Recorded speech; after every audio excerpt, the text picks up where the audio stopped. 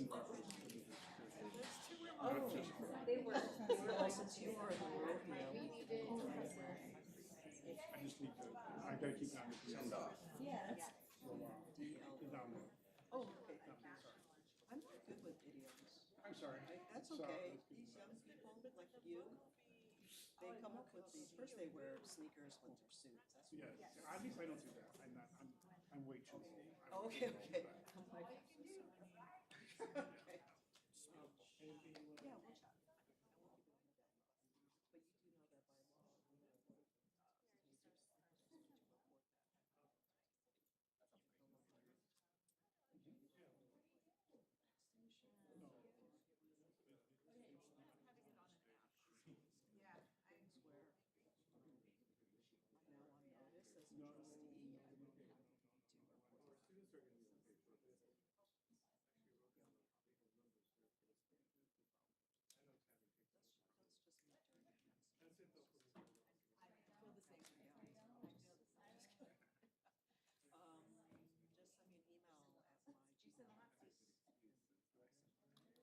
report that.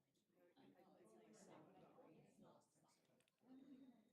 I feel the same way. Just kidding. Just send me an email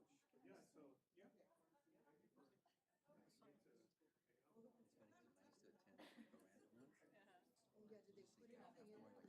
Oh, yeah, did they put anything in it that says what the food she's taking? Okay. Oh, yeah. Or they started this week? I don't know if. Oh, am I in your seat? I want to know why I keep being pushed down, Bob. I feel like We all got, that's a. it just I'm happened. gonna blame Armando. No. I remember the last time you were here all by yourself. And I was at the first one, yeah. I didn't like being that close to the client. And then Saul's gonna have one too. Does he know? Maybe he should.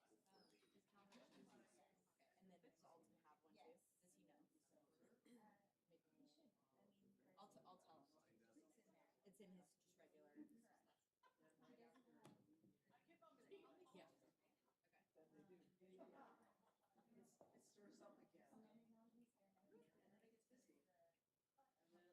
You got real glasses this time. Oh, How about it? Moving on up. Yeah, my wife and I have. Oh, it's 5 o'clock. Yeah. Oh, we're not. I have this. Before you start. You have readings? And I have computer. I want to go through the whole session process. Yes, you're gonna have to do that for the exposure. Those are, behavioral, right? One of them Title IX. Where's the Title IX? Right. And summary judgments to Gets approved tonight. Yeah, More Title conduct. IX. Conduct gets approved. You're gonna make that Title IX first, okay?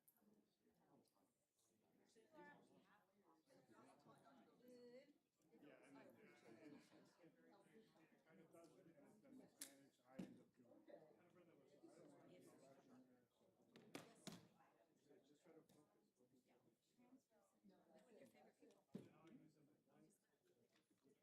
Like I can see it says members of the public. I can even read what that over there. Which is ethics, even here, so it's like, okay, I want to keep it going in as the winner. You can say it, and you can bring it up. Yeah, yeah, right. It's when you belly and winning. I know. That's the best way to do it. Winning, that's. It is. I literally, I can take that. Sit in front of the.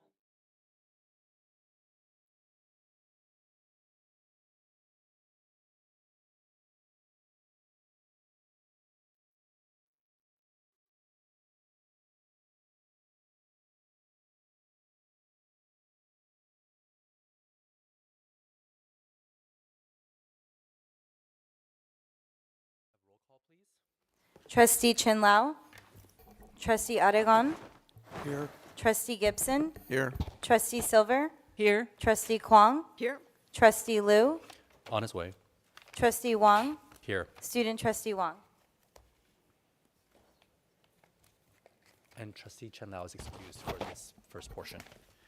Okay, we're now going, there's no public comments on closed session items, so we're going to recess to closed session. C1 Government Code 54956.9 D1 Conference with Legal Counsel, Government Code 54957.6 Conference with Labor Negotiators, Government Code 54957 Public Employee Discipline Dismissal Release. There are 2 of those items for 3 and 4.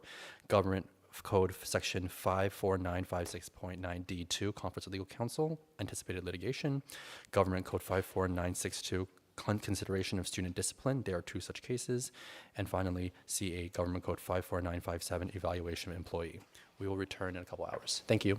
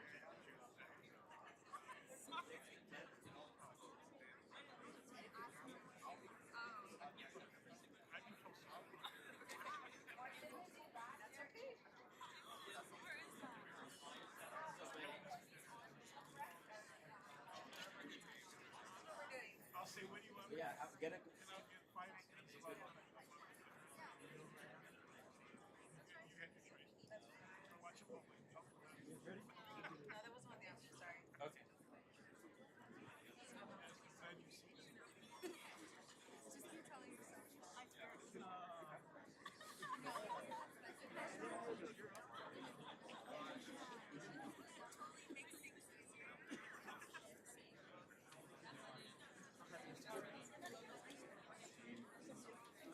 Yes, if it's in my area of expertise or in my area of knowledge,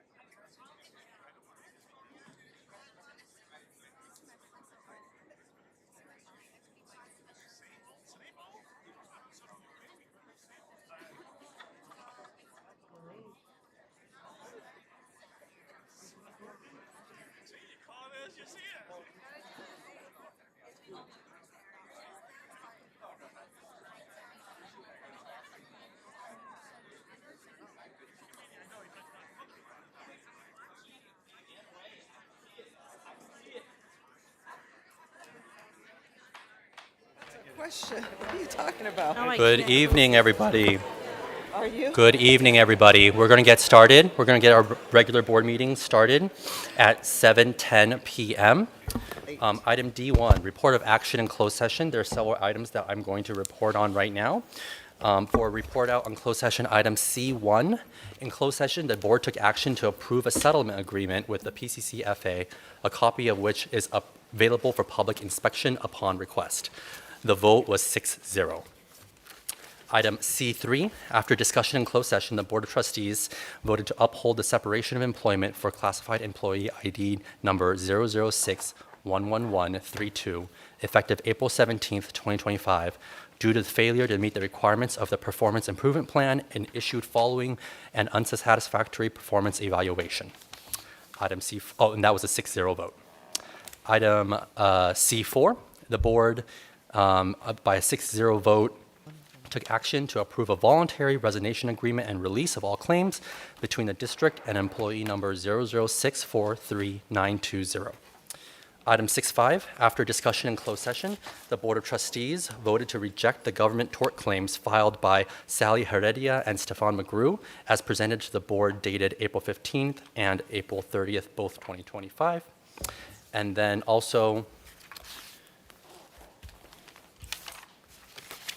for item C6, we entertained a motion on student discipline for item C6 and voted unanimously on the student disciplinary matter in this item.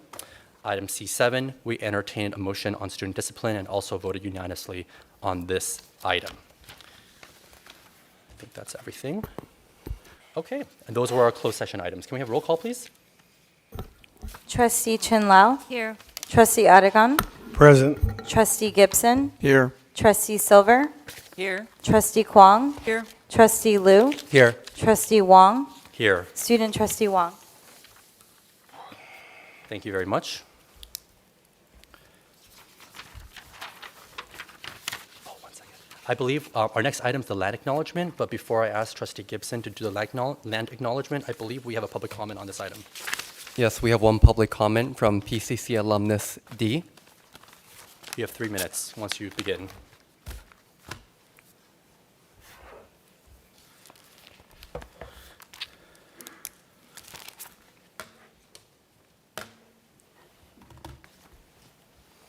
Hello, I'm back again. I was here last month.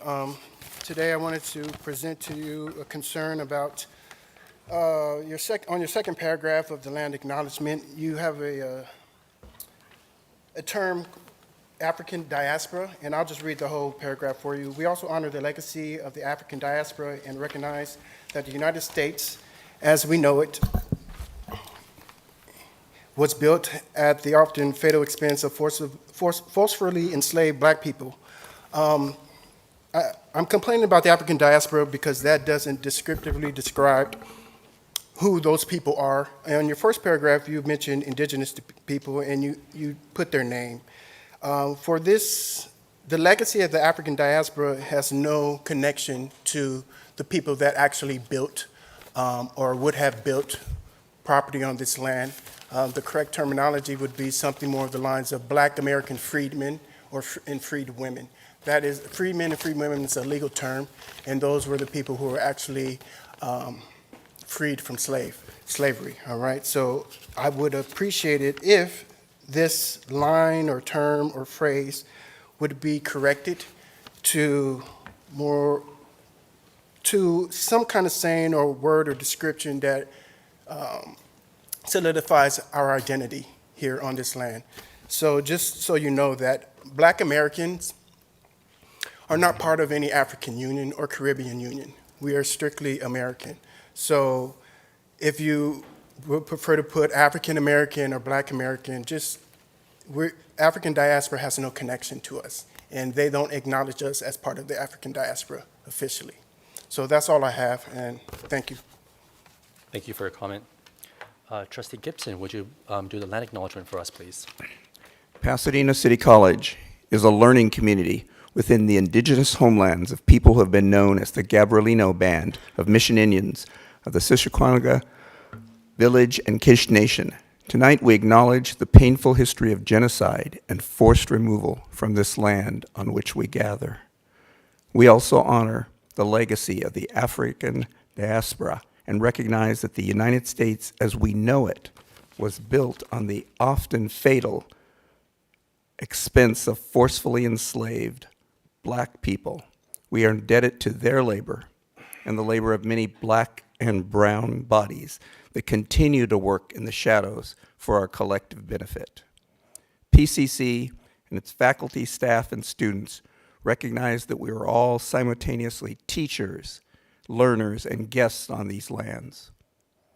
This acknowledgement is a small part of an ongoing process of working to raise awareness about histories that are too often erased or forgotten, to recognize our place in this history, and to affirm our commitment to social justice, systemic change, and anti-racism. Thank you very much, Trustee Gibson. We'll move to the Pledge of Allegiance, and AS President Martinez, would you mind leading us in the pledge? Thank you so much. Not to call on you, but your last meeting, my friend.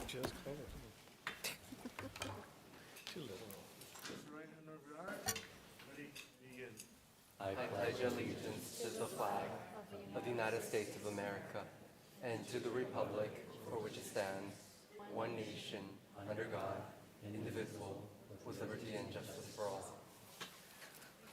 Thank you very, very much, Alfredo.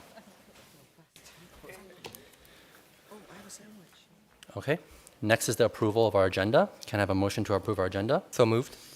Moved by Trustee Liu. Do I have a second? Second. Student Trustee? All in favor?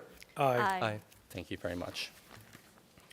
Next is our introductions and recognitions.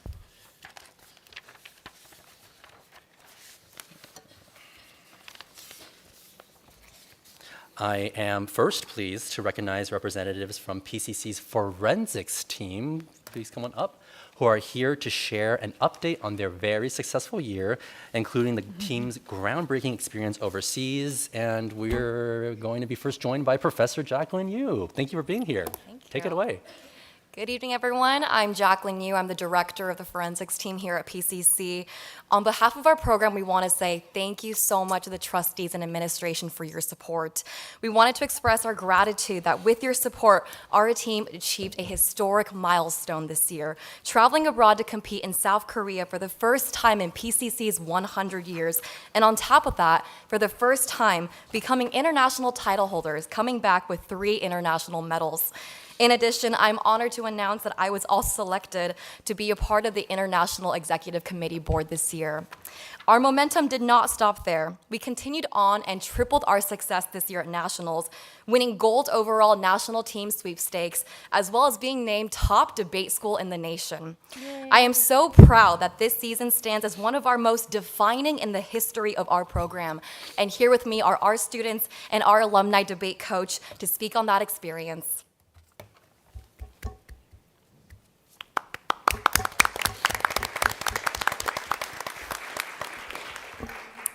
Hi, I'm Hannah Hokinson. When I started my first year at PCC, I was nervous, timid, and uncertain about where I belonged. I joined forensics and was unsure about what to expect, and instead found a space that welcomed me and helped me grow not only as a public speaker, but as a person. I found my voice through the advocacy of my speech and theater pieces, and it translated to the ability to advocate for myself in all aspects of life, giving me a sense of confidence and self-worth. A big part of my transformation this year came from our trip to South Korea. Immersing myself in a new culture helped me reshape how I see the world and how I see myself in it. Forensics Abroad showed me the beauty of difference coming together, and it deepened my understanding of the purpose behind why I speak.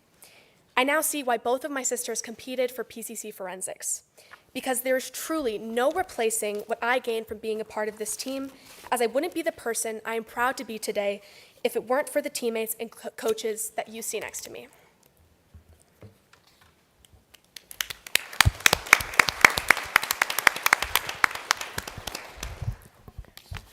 Good evening, everybody. My name is Chloe Dang, a first year here at PCC. Forensics sparked a spirit of competition I didn't know I had in me. Throughout the year, we competed in countless 15-hour-a-day tournaments, each a new challenge, each a new lesson, and ones that my teammates and coaches spent hours of their days and nights helping me prepare for. With all odds stacked against me as a first year competing against seasoned third years, forensics showed me how to believe in myself, and that belief led me to become a national champion this year. I now know how capable I am, and I'm excited to see what the future holds for me, both in and out of forensics.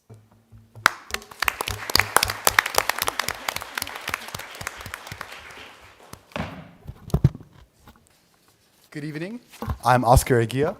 When I started PCC, I liked my classes and my campus, but something was missing, and I didn't know what it was until I found the forensics team. And joining the team was one of the best decisions that I could have ever made. Now, you've heard about our amazing coaches and our incredible successes this year, but something that I'd like to talk about is the friendships that I've made this year. Now, this team has given me a sense of community here at PCC, and some of the closest friends that I've ever made have been right here in this team. We spend a lot of time working and practicing together.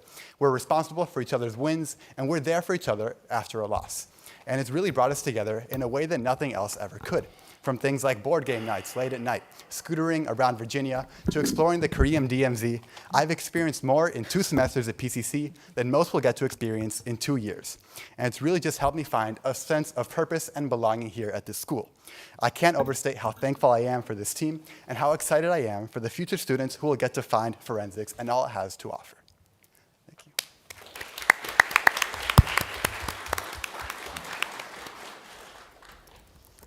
Good evening. My name is Howie Liang, and forensics has been one of the most impactful parts of my college experience. It gave me opportunities unimaginable that I never knew could exist as a first-generational student. This year, I qualified to compete at the national and international tournaments. There, I not only won awards and became both a national and international champion, but what's more was that it gave me the opportunity to travel and experience culture in a way that I would not have had the time or resources for. And that is what's truly special about forensics. It opens doors, and it shows you that you belong here at the table.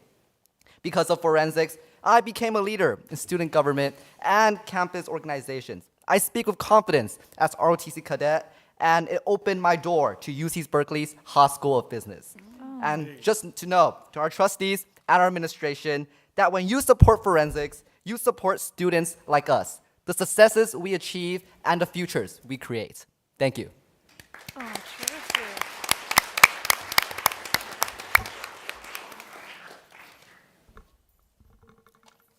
Good evening, everyone.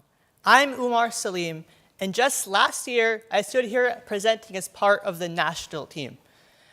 Thanks to forensics, I transferred to UCLA, but little did I know I'd be coming right back to make the best decision of my life, becoming a debate coach. I never could have dreamt how beautiful the journey would be, channeling all of my competitive talents into building something greater, passing on that spirit onto our students. As a proud Lancer, I believe that this team is one of a kind. What sets us apart is not only our students' success, but the leadership behind it. Jacqueline. She stood alone as the only director this year, navigating all sorts of challenges, but she never gave up. And our team is rooted in that level of unwavering passion and resilience. We hope to continue building our legacy, a legacy as a regional, state, national, and now international winning program, committed to carrying PCC's excellence forward into the future.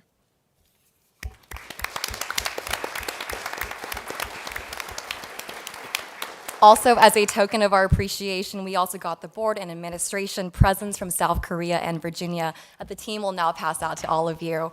In case you're curious, it includes chopsticks, Korean skincare, pens from Korea, chocolates, a bottle opener from Virginia, not much to get from Virginia, and a magnet.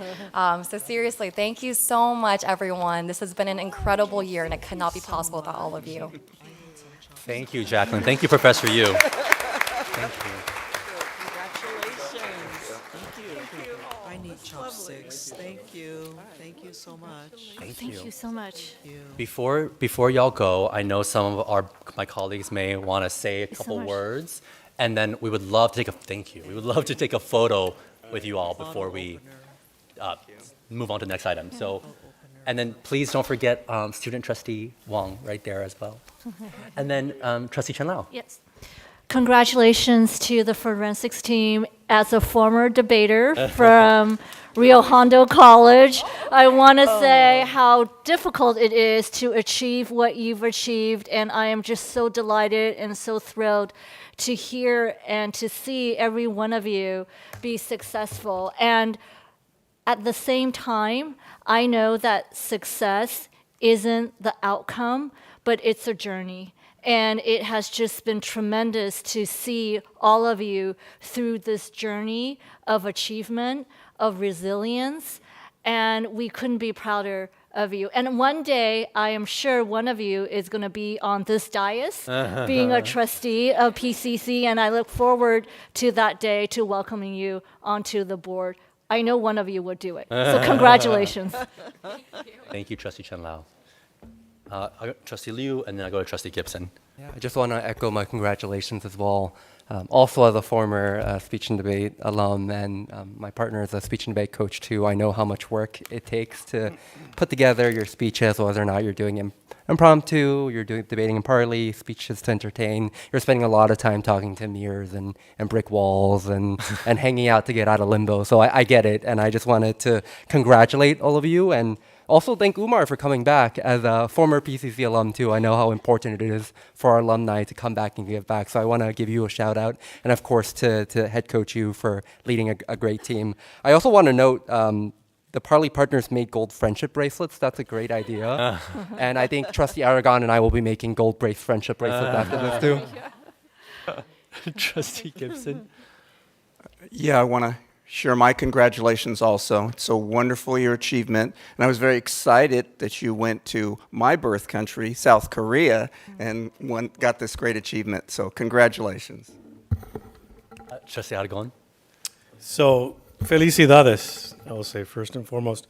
I love speech and debate. I was pretty good at it back in the day. I have one question though. When you're competing at this international level, is it other community colleges? Are you competing with other universities? Because I was trying to find that on the document.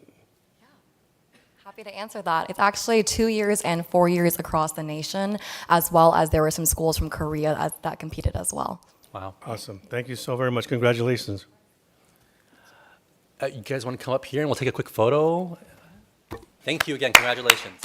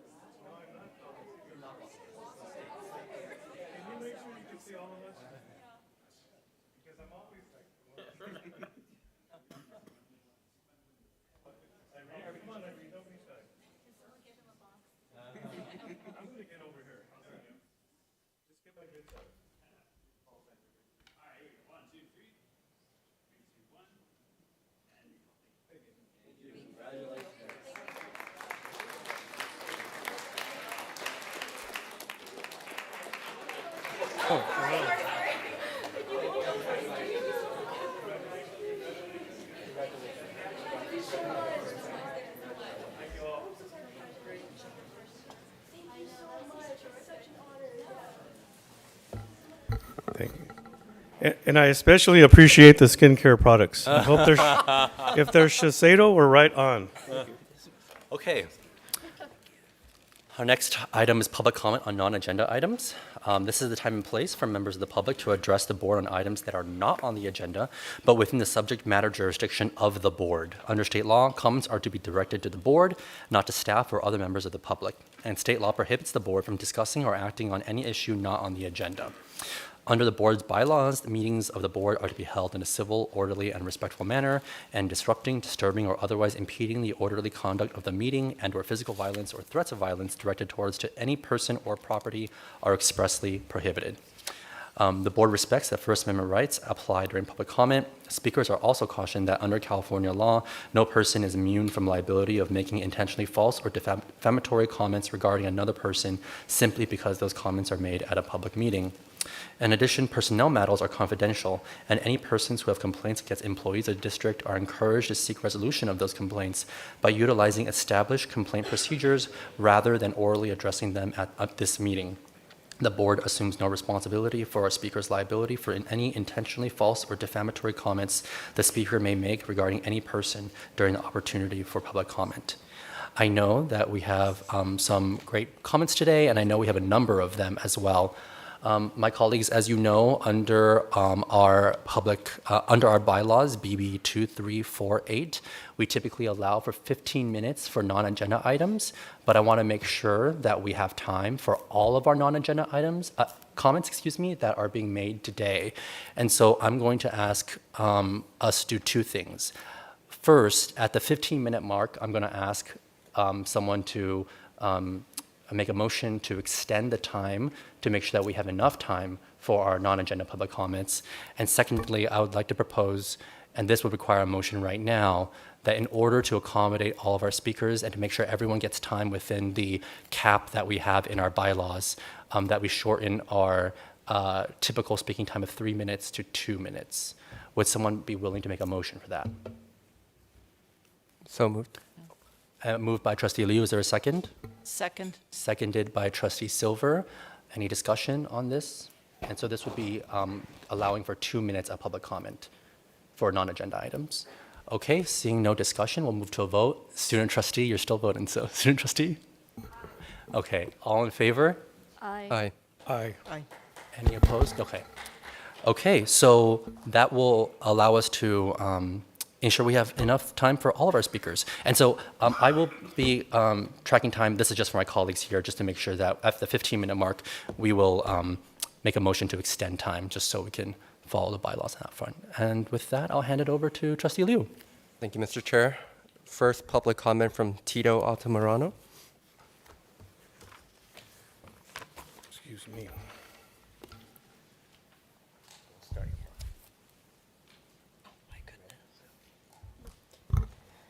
Good evening, President Gomez, trustees, colleagues, and guests. On behalf of the EOP&S Care and Foster Youth Team, thank you for your continued support of our students, especially those with lived experience in the foster care system.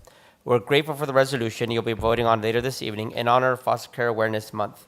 Your recognition helps foster a culture of belonging, resilience, and hope for a population that is too often overlooked. This spring, through our Next Step and Stars programs, we are proudly serving nearly 200 students. Of those, 25 will be graduating with a degree or certificate this semester, milestones that reflect their hard work and power of community support. Our students benefit from a range of services: academic counseling, tutoring, transportation assistance, book vouchers, scholarships, and even cap and gown support. But more than services, we offer connection. The heart of this work is the Dr. Jeanette Mann Resource Center, a welcoming space where students can study, rest, access technology, or just feel at home. And this month, they are seen not only in our programs, but across the entire campus. If you walk through the quad, you'll see banners featuring the faces and stories of our graduating foster youth. Near the entrance of the Foster Youth Center, colorful chalk art welcomes students and celebrates their journey. The kind of visibility matters. It tells them, you belong here. Hello, I'm Alexander Ballantyne, a current Next Step student. The EOP&S Foster Youth Program has supported me in more ways than I can count.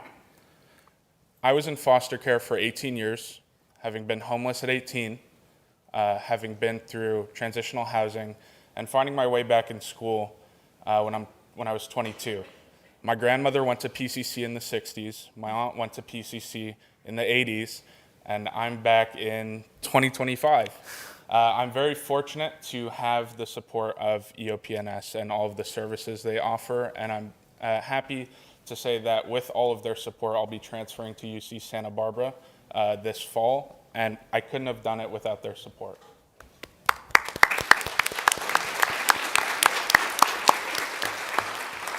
Thank you very, very much. I just want to note that our normal coloring code thing would not be effective for the change we just made. So for any of our speakers, when you have 30 seconds left, you will see a hand raised from that wall right there. Mr. Alex there will raise his hand. That's only to let you know you have 30 seconds left. My goodness, 30 seconds left. And then Trustee Liu will still call time. When that light turns yellow, that's when the time expires for 2 minutes. Okay, Trustee Liu, thank you. Next public comment from Tal Day.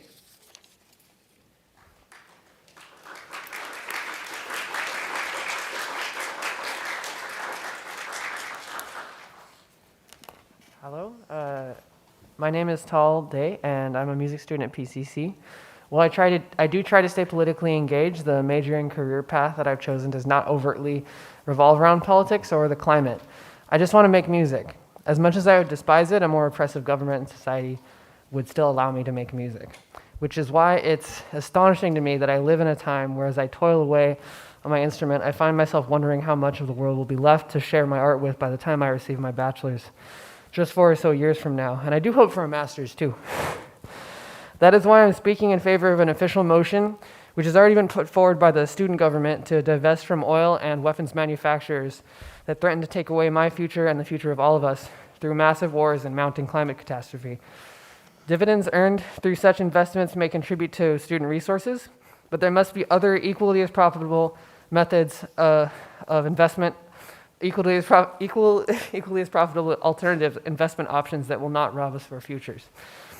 Thank you from the bottom of my heart for all the massive opportunities this school has offered me and my peers, and I understand that as community college resources are scarce, but we must think long-term when it comes to the impact of our investments, and the clock is ticking to change course before it's too late.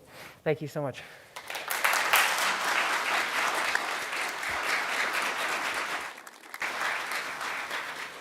Thank you. Next public comment from Francesca Style.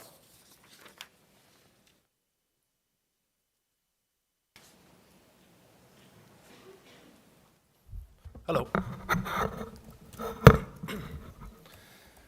I stand here today in front of you as a proud PCC student, a longtime member of the Pasadena community, and a Palestinian who is unable to stay silent. I represent my fellow students to deliver our advocacy for divestment in American weapon manufacturers. We advocate for divestment both for our own safety and in unconditional solidarity with those around the world. We highlight primarily American companies because that is where we have the control to make change.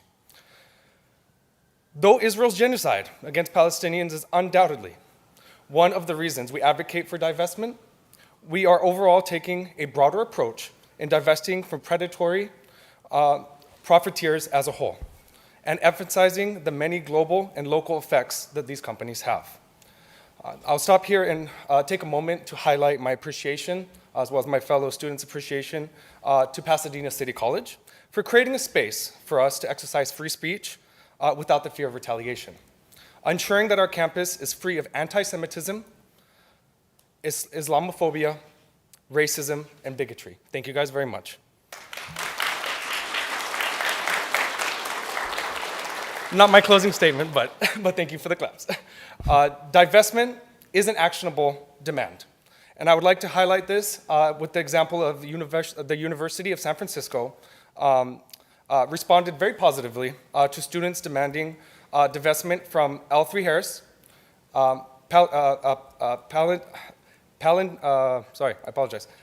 Palantir, GE Aerospace, and RTX, other known as Raytheon, by June 1st, as reported by PBS.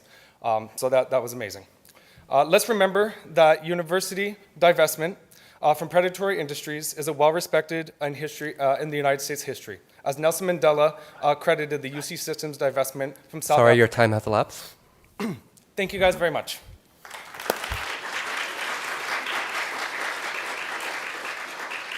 Thank you. Next public comment from Tony Vong.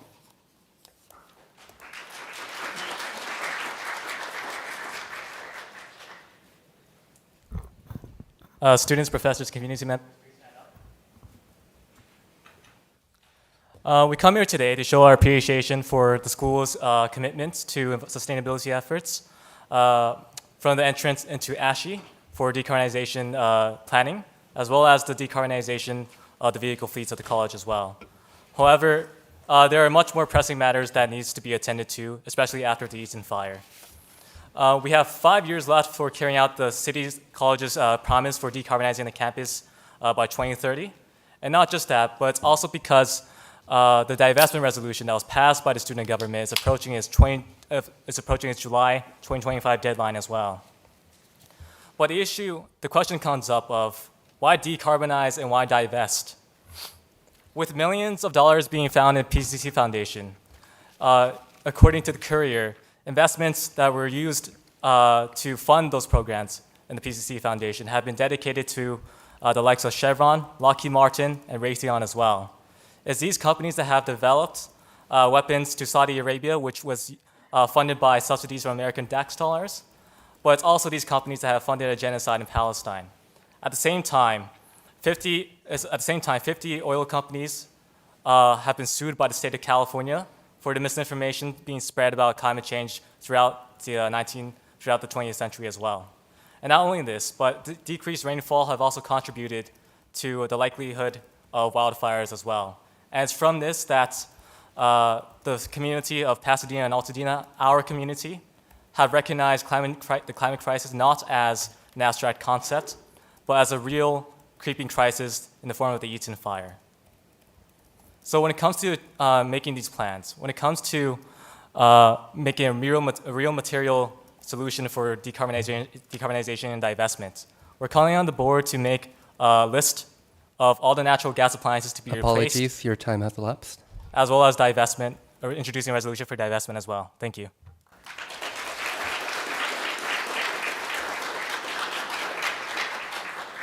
Thank you. Next public comment from Robert Schaefer.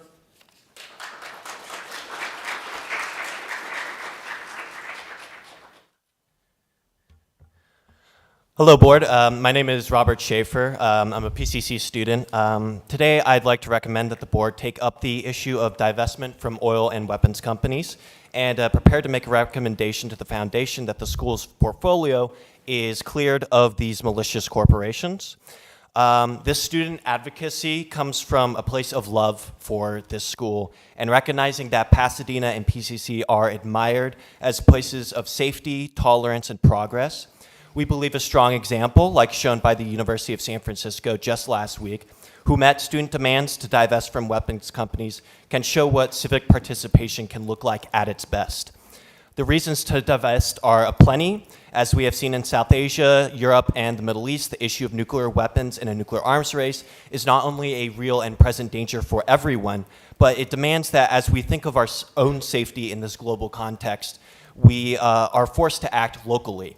Weapons companies like Raytheon, Boeing, and Elbit that sacrifice our safety and the lives of those who experience violence around the world, whether it be in Armenia, Yemen, Gaza, or Myanmar, for the sake of profits, requires us to respond to their abuses. A resolution of divestment from oil companies that accelerate climate change, as well as weapons companies that profit from global conflicts and the increased risk of nuclear war, is simultaneously a resolution of investment in the safety and prosperity of our community that we cherish. Thank you very much to the board for your time and consideration on this issue. Thank you.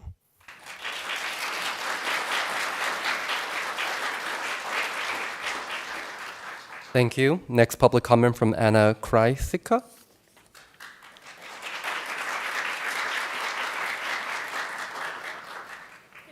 I'm Anna Kritchka. I teach humanities here at PCC, and I wanted to encourage our leaders to take this opportunity to lead by example by divesting in these industries that actively endanger our students' futures. If we are committed to justice and liberation, as we claim we are as an institution, this is a small but meaningful step forward towards disentangling our economic well-being from industries that actively harm our world.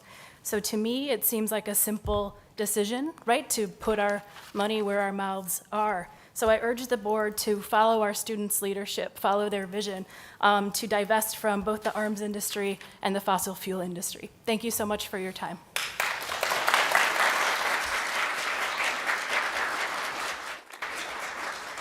Thank you. Next public comment from Astrid Reyes.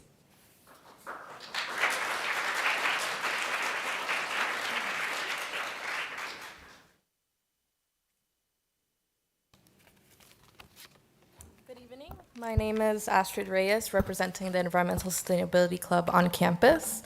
I want to first thank the board, of course, for allowing us to have the space, the safety, for students to voice their concerns without fear of backlash, and for listening to our stories with an open heart and an open mind. I'm here to ask you to encourage the PCC Foundation to stop investing in the oil industry and various weapons manufacturers. You have listened to student voices before and continue to do so in this journey to decarbonize the campus by 2030. And I'm grateful for the school's efforts in electrifying landscape equipment, as well as incorporating native planting across the campus with the facilities department. Because of these steps you have taken, I'm confident you'll understand the urgency of this matter too. Divestment is not only an act that aligns with the goal to ensure a safe, sustainable future for us all, but is also a call to stand with our PCC community in the face of climate disaster, which are exacerbated by the likes of Chevron, BP, and ExxonMobil. The climate crisis is a real existential threat that thrives on our economic dependence on the oil industry and weapons contractors. These corporations depend on military conflict like the genocide in Palestine and environmental destruction like mass oil spills affecting the health of our most vulnerable communities, both here at home and abroad. I'm asking PCC to join the hundreds of other schools across the nation that have already successfully divested from these companies as a chance to be part of the solution. Be an example as an institution of public education that demonstrates the resilience of humankind. I ask you to be a light amid the anxiety we have for our future. So please agendize a resolution for divestment. Thank you.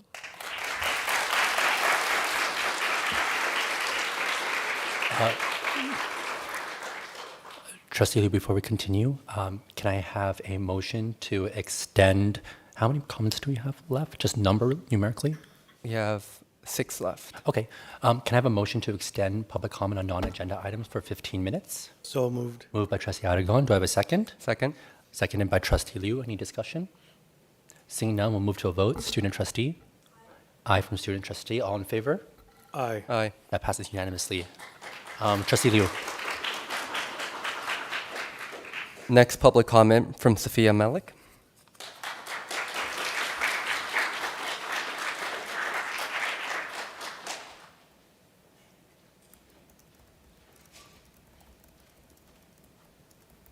Sorry, I had to walk all the way around. Hi, my name is Sophia, and I'm the current president of the PCC Anti-War Club. I feel so blessed to go to a school like PCC that allows its students to hold large 300-plus events the way that our club does and keep us safe and support us. So we are here to advocate for a divestment both for our own safety and the unconditional solidarity with different places around the world. One of the reasons we advocate for divestment is obviously because of the Palestinian genocide, though we are overall taking a broader approach and asking to divest from predatory war profiteering as a whole, with the global and local emphasis that many of these companies have. Divestment is a more than actionable demand that we have seen many campuses being able to do, especially on a local and California state level. We really appreciate you guys hearing us here today, and thank you again, and Free Palestine.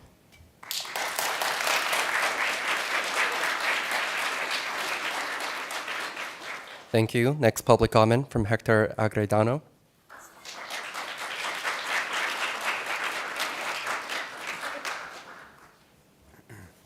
Good evening, everyone. Board of Trustees, Academic Senate members, colleagues, students, and community members.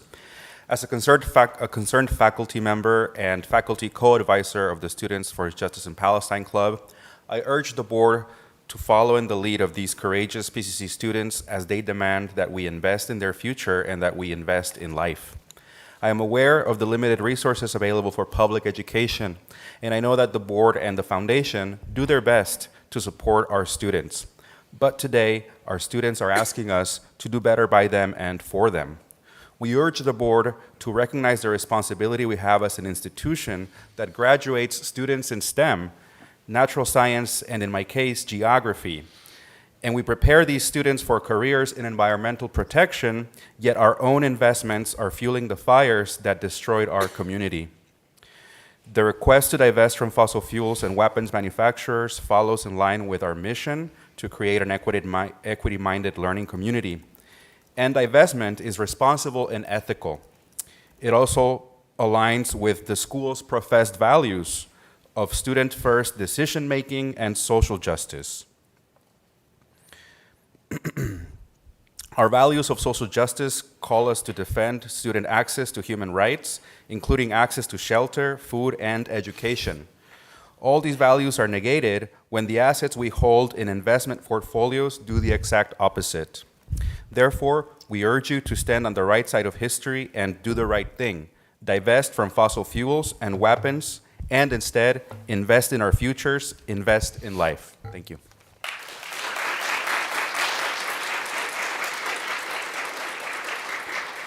Thank you. Next public comment from Atticus Kaleo.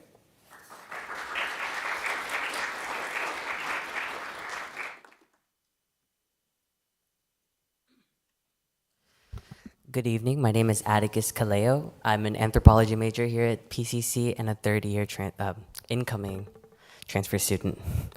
On behalf of the PCC students of Anti-War, SJP, and ESC, Environmental Sustainability Club, I'd like to first thank the board for giving us the platform to share our plights and concerns regarding divestment from oil companies and war manufacturers. Funds that are being allocated into these war profiteers are something that greatly affect the comfort and trust that we as students, not only here at PCC, but nationwide, are having with their respective institutions, as our tuition money, as well as funds funneled in through respective grants and student contributions, are being used towards irreversible genocide abroad in places like Palestine and Yemen, and ecological disasters that plague the earth and very foundation this school is built on. We implore you once more to take our demands to heart and to look at the destruction our campus is aiding by continuing our current investment trend. Let us be a beacon of light during the nationwide attack on higher education spurred by our current administration that aims to destroy these types of conversations taking place. Once again, thank you very much for giving us this platform, and I concede.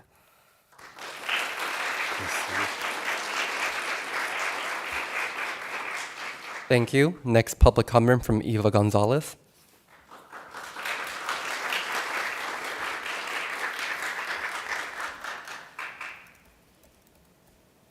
Good evening, board members. My name is Eva, and I'd like to start by appreciating the steps PCC has taken toward decarbonization. You initially passed the student-led Resolution 799 promising to decarbonize PCC by 2030. Since then, native plants have sprouted up all around the campus, including manzanitas and oak trees. The vehicle fleet has been electrified, gaining PCC recognition by the American Green Zone Alliance. The number of electric vehicle charging stations has increased, PCC has become part of ASHE, and landscape equipment has been switched from using natural gas to renewable energy. Coming from the student end, the work that PCC facilities, board members, and President Gomez is invaluable. You have fought for decarbonization because it is worth fighting for. You have acknowledged that we are in a climate crisis and that PCC will take part in climate justice. One way this can happen is by putting pressure on the PCC Foundation to stop investing in oil companies such as Chevron and ExxonMobil. From 1991 to 2020, oil companies have cost the global economy $28 trillion in damages from rising frequencies of heat waves alone. They are one cog in the machine that works to destroy the earth in the name of profit. It's time to stop putting our money where it's hurting us. We now have 5 years left until 2030. Divestment from oil corporations is not radical, it's not new within the realm of higher education, and it is possible for PCC to take part. It just makes sense. Please invest in our futures instead of big oil. Thank you.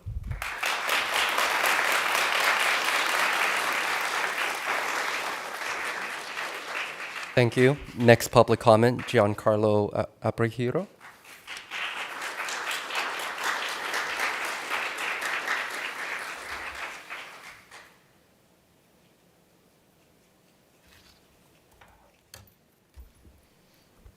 Good evening. My name is Giancarlo. I'm a professional expert for Pasadena City College's dual enrollment program. I've had the honor of serving our amazing high school students at Blair, John Muir, and La Cañada High School. I was also a former TA in 2020 and a proud class of 2020 alumni. So safe to say I've called PCC my second home. I'm here today in support of a resolution that seeks to divest from companies investing in the ongoing genocide in Palestine. Pasadena City College currently has dealings with oil and weapons companies that are fueling and funding this genocide on the Palestinian people.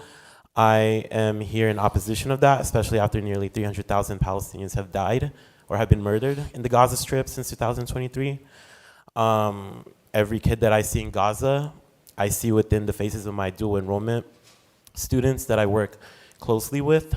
I want us to be an example for our young students who are taking PCC courses.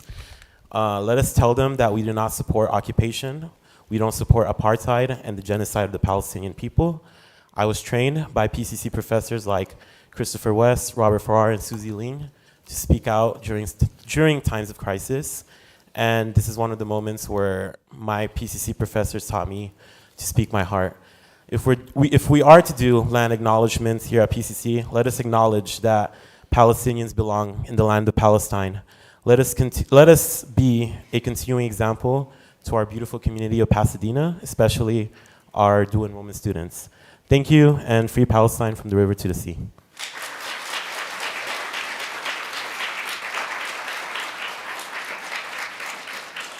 Thank you. Next public comment from PCC alumnus D.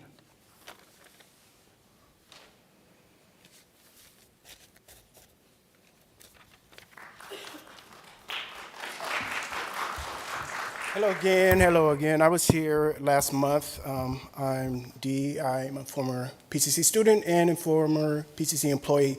I presented an agenda item on Black History Month and Juneteenth, and I didn't receive any comments or responses from the board, and I would like to know if there are any comments or responses from the board about my presentation.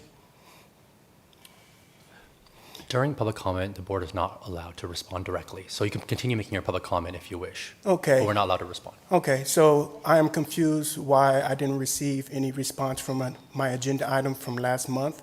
Also, I would just want to reiterate that Black History Month is being falsely represented here at Pasadena City College as Black Heritage Month. Black History Month is a nationally recognized holiday, and it should be that way here at PCC. It's also recognized as that in the city at City of Pasadena and PUSD. So I would hope that the board and PCC could come to a conclusion to correct this error. Also, the color schemes that are being used do not identify Black Americans. It's a Pan-African color scheme, which is non-American. So I would like that to be corrected. If there's any response you can give me so I don't have to keep coming up here every month to present my claim, how can this be fixed, or how will I receive a response from the board or PCC about this subject? And I have 30 seconds left.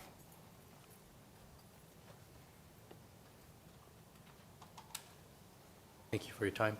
Thank you for your comment.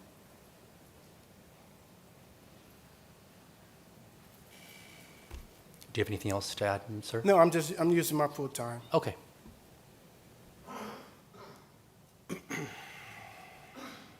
Thank you.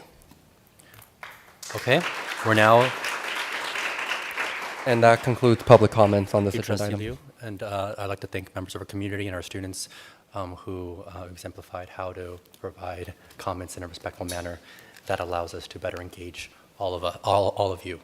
Mr. Chair, I just have one point that I know I'm not expecting any comment in regards to public comment. I just want to encourage those that are here.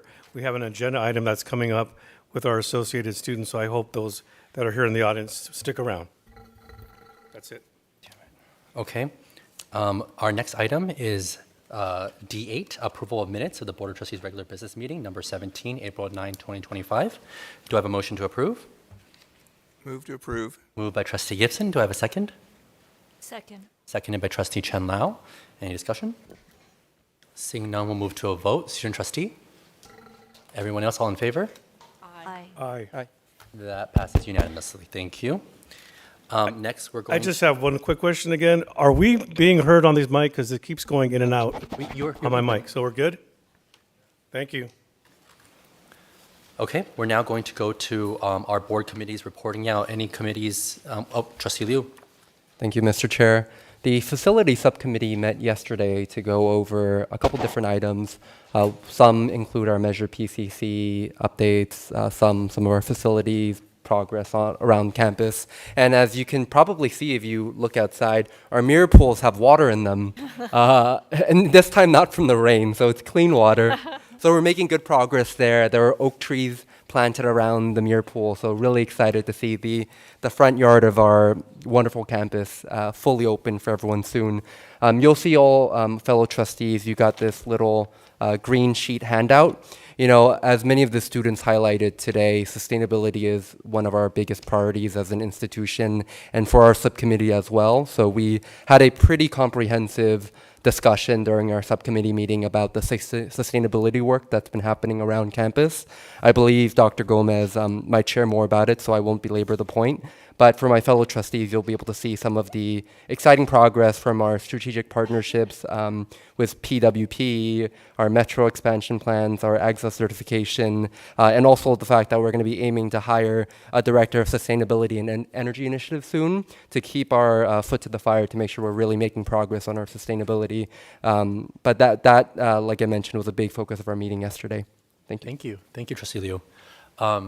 Any other committee report outs? Trustee Kwong and then Trustee Silver. Okay. The Accreditation Committee convened earlier this month, and we approved some board bylaws that are up for revision that we're going to ask the trustees to approve. It will be 3, and it's in the action items K1 through 3. Thank you very much. Trustee Silver. The Budget and Audit meeting met recently, and we received our third quarter financial report, the one that's submitted to the Chancellor's office. It's called a 311Q, and it reflects prudent fiscal management of the district, and I do have a copy here if anybody would like to see it. We also had a presentation from PARS, and PARS is a company, not a state agency, and the letters stand for Public Agency Retirement Services. And they talked to us about our OPEB pre-funding and our pension rate stabilization. And our OPEB means other post-employment benefits, which is basically health insurance for our retirees. We are still in excellent shape in funding our OPEB obligation, having completely funded what actuarial tables tell us we need to fund to meet the needs of our retirees. And then we're also in an excellent position on pre-funding our pension obligations. We are doing well here. Thank That you. concludes my report. And I have something to add to that report since I'm on that committee. Just a couple of things so that all of you that don't understand some of the verbiage that was coming out, we're in perfectly fine shape at this level. I have some things to add during my report because Tammy and I did go to a conference that was a California state, basically it was the trustees from all over California. And there's a lot more information in regards to budget and the shape that we're in. And I could just be, without killing my own report later, we're in excellent shape. And I'm gonna be talking a little bit more in detail, so stick around to the end. Thank you.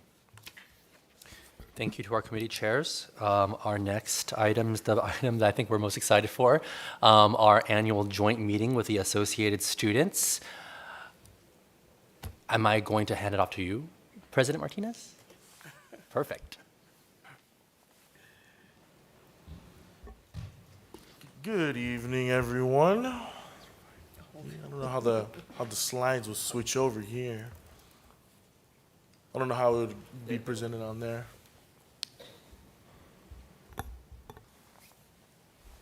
Oh, thank you so much. Thank you. Yeah, good evening, board. My name is Alfredo Martinez. I am the president of Associated Students, and right alongside me is my amazing board. And in a second, this is the overview of a couple of topics we're gonna hit today. We're gonna introduce the board, some of our missions, what we've done for the year, and student concerns.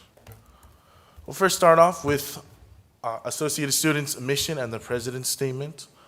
We, the Associated Students of Pasadena City College, promise to be responsible stewards of our communities, striving to carry out our roles with initiative, compassion, and effective communication. And with that, we also recognize that we are living through history every day, and we each carry a different weight on our shoulders, and to see the same support and dedication to our students is powerful. I'd like to just introduce the board as well. We'll just go down along the line. Hi, nice to meet you all. My name is Irene Wong, and I'm the student trustee. Hi, I'm Claire Nazamt, VP of External Affairs. My name is Allegra Venable. I'm the VP of Campus Activities. Hi, good evening, everyone. I'm Jasmine Lee. I'm the VP of Publicity. Hello, everyone. My name is Leila Abugazia, and I'm the Vice President of Student Services. Hello, everyone. My name is Brianna Mejia Asensio. I'm the VP of Student Equity.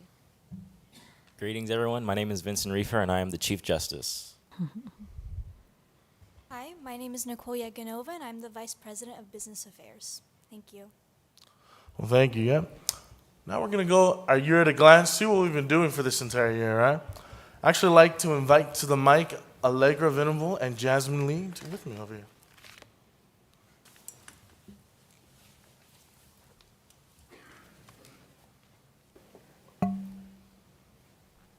With this first part, when it comes to like all of our clubs and organizations like that within ASPCC, we've had a total of 96 clubs this spring, which I would say we're going for 100, but then that's a lot of clubs. But with that, I love it because there's a little bit of an interest and difference for everyone. So that can be something for people that are interested in business, interested in chemistry, cultural, and authenticity in that aspect. And something even like the PCCB club, which I think that's really cool too. So there's something for everyone when it comes to our clubs here on campus. And each semester we host something called Club Rush. That's something we do once in the fall and once in the spring. It's a really successful event that really gets all of the campus community together, introduces our students to the various different clubs that we have, because we have a lot of them. And I'll pass it over to Allegra. As VP of Campus Activities, my main goal this year was to destigmatize community college by making it fun. I wanted to provide third spaces on campus for students to be involved, to connect, and to build community on campus. As a board, we hosted 32 events for this academic year, with 20 in the fall and 12 in the spring. Some of my favorites were the March Madness basketball tournament, the Earth Day Spring Festival, and the homecoming events. All three of these events were a great opportunity to bring students together and to bring vibrancy to our campus life. Thank you. Hi, I'm Jasmine Lee, and I'm in charge of publicity. So for PR, my objective was to keep students informed about campus events and resources so they can better navigate their time here. And also creating a platform for student voices, especially those who may feel underrepresented, to foster a more inclusive and empowering campus community. So this year, after In Fires, we wanted to contribute in uplifting student morale and express gratitude to our local heroes. So for our Spring Welcome Week, we invited students to write messages of appreciation on large poster boards, which we personally delivered to our local fire stations. Lastly, I'm proud to share that our MyASPCC Instagram is now the most followed California Community College student government page. This growth reflects to the trust and engagement we've built with our student body. Thank you. Thank you. Before you continue, just out of respect for our students, can you please silence your phones? I'll give you a second to do that. Thank you very much. I do have a question. Oh, and Trustee Chen has a question for you. Well, congratulations on Road to 100 for your clubs. I do have a question. Do you keep track of what's the average number of members in a club? Well, that can vary. I've seen a lot of clubs go up to like hundreds. Like I feel like Dr. Gomez actually attended one of the LBO events, and it was in this room. It was filled of so many students. So there is no limit to how many students can be in the club. So there is no minimum, and then there is no maximum, right? Yeah, the minimum I would say is just for those, the board of the club, the club board. That's like the minimum I would say. But when it comes to attendees of the clubs, that varies a lot. Okay, great. Thank you. Thank you. Any other questions? Thank you. All right, moving on to another part of our presentation is the student advocacy part, and I'd like to invite Irene Wong and Corinda Seth to this mic. You can clap. Hello again, Claire Nazam, VP of External Affairs. We've had multiple successful lobbying trips this year, a lot of which were joined by our trustees sitting here today. Let alone just in our Washington, D.C. trip, my lobby committee was able to meet up to 16 representatives' office in only 2 days. At these meetings, we were able to platform student voices about concerns, anything ranging from financial and food insecurity, the protection of our minority-serving institutions, defunding DEI, and our protecting our undocumented international queer students, and much more. Thank you, trustees, once again for sharing your time and the mic with us tonight. Part of my role as student trustee entailed advocacy for legislation pertinent to student needs, as well as connecting with student groups and centers throughout college to maintain connectivity and awareness of college ongoings. And as our lovely VP of Sustainability, Sydney Chow, cannot join us tonight due to academic commitments, I will be sharing on their behalf that they hosted a wonderful Earth Day and Spring Festival in collaboration with our VP of Campus Activities, as well as a school supplies drive and a planting event. Thank you.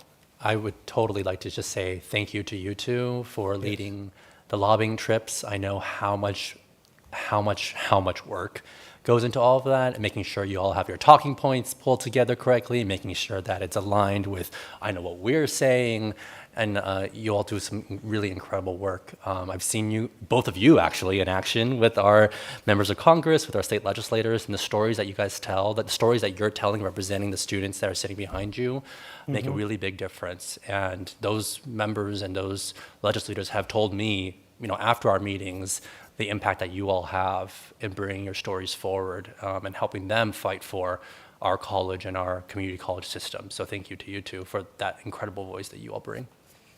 Okay, so before we clap, I have a couple of things, of course.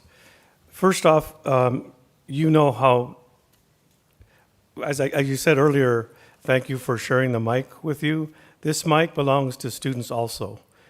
Always remember that, so thank you for being that student voice. What I want to address is the sustainability. I have two questions, and this is especially, I want the people in the audience to hear this. When it comes to sustainability, we get reports, right? And we're on track with what our goals are. But my first question for you as students is, have you met with the president in regards to your concerns? Have you brought other students to these meetings if you've had them? That's the first question, then I'll ask the second one. Is this for us? So I'm talking in regards to sustainability and the goals of sustainability, right? Have you had the opportunity to meet with Dr. Gomez or any of the other in regards to what the hopes would be for sustainability? Yes. To begin, I would like to share that the students behind me have shared that they have had several meetings with Dr. Gomez, and I have as well, and I would just in general like to thank Dr. Gomez for keeping your office open and for being willing to engage in these discussions with us on sustainability. Okay, and so the second question, it's a point and first it's a point. As I reminded you before, when I was a student government at Cal State Fullerton, ASI had millions and millions of dollars, as the Cal States do, because they're incorporated. And there's things within our purview, there's things within your purview as students that you can do to make sure that anything that you engage in or spend money on doesn't have that connection, correct? Within the concerns of these groups of people and what their concerns are. You hear what I'm saying? Does that make sense? Could you clarify what that connection? So whatever money you spend as within your budget, you have control of that money. So if there's something that you're not comfortable in regards to the issues that the audience members are talking about, you have that ability. Does that make sense? Mm-hmm. Yes, okay. And so that's what I want to make perfectly clear, is that you have within that your immediate power to do that, right? And when making the decisions on how you spend money, okay? So again, I just want to make sure that we're on the same track, that you're communicating your concerns, especially the students that you represent, in regards to sustainability, because I said before, students have a lot of power and a lot of influence. I am listening. I know our administration is listening, and I just want to just hammer that home. Make sense? Yes, and I would like to clarify that the funds that our student government is allocated is used for student events, and that is the primary use of that. Right, right. I got that. Thank you very much. Thank you, Trustee Adcon.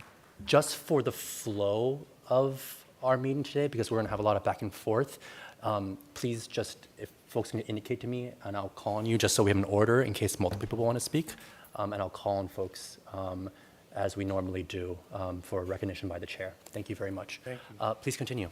All right, thank you. And we also have a part a little bit later in the presentation for like open dialogue and discussion a bit later as well. Thanks. All right, moving on to our student support. I'd like to invite Brianna Mejia Asensio and Leila Abugazia to the mic.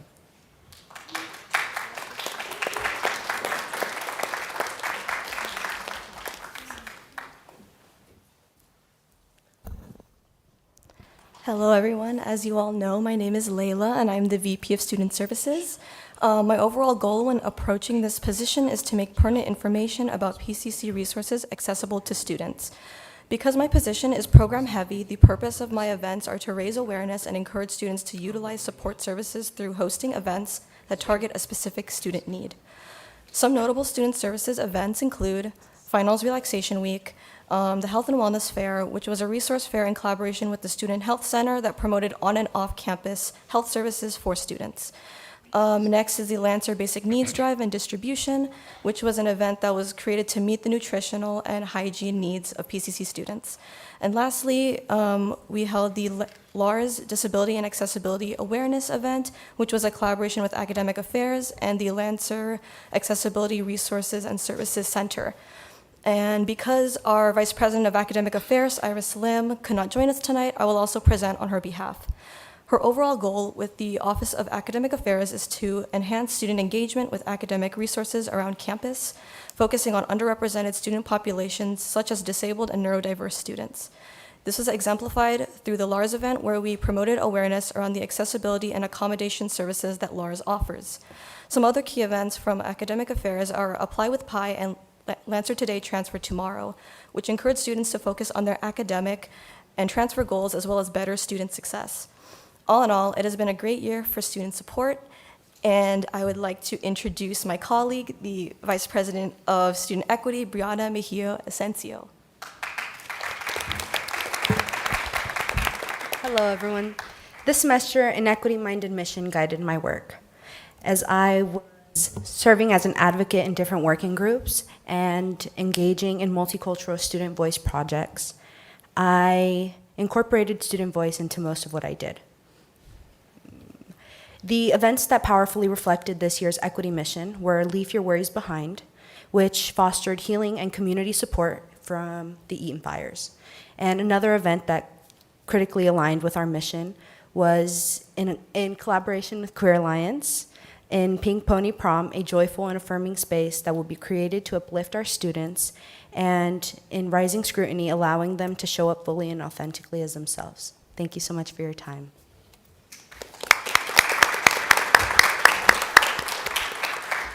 Thank you for that. Moving on to the next part, we're going to the AS infrastructure, and I'd like to invite Vincent Reefer and Nicole Yaganova up here.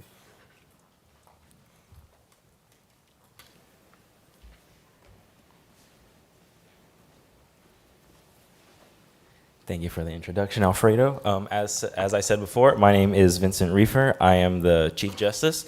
I chair the Supreme Council, and I share all ASBC actions, follow the Constitution and bylaws. I also help resolve disputes among members or as clubs as a whole.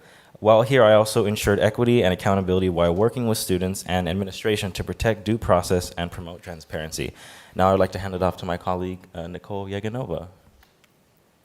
Thank you, Vincent. In my role as VP of Business Affairs, I manage transactions and the budget within AS, and I presented them to the board monthly to ensure that we were on track with our spending. Furthermore, I created an itemized budget for the next school year, and I made sure that AS and ICC finances are used responsibly, emphasizing support for local businesses. Thank you. Thank you. Thank you. And just before we move on, I just wanted to highlight two more things. I just wanted to emphasize the thank you for having us and having this amazing conjoined meeting. I just want to just give it a hand to the trustees. Thank you very much for all the work you guys do for us. And I couldn't continue the presentation without acknowledging someone that is very special to everyone on the Associated Students Board. That's actually Dr. Carrie Afuso. She's trying to have me.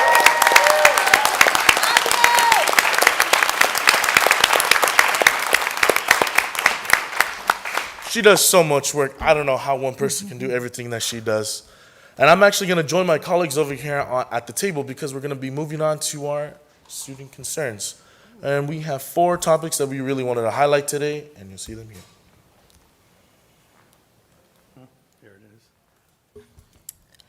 Esteemed trustees, we thank you for your steadfast advocacy for the PCC student community throughout this year, much of which involves these student concerns which we will be sharing tonight.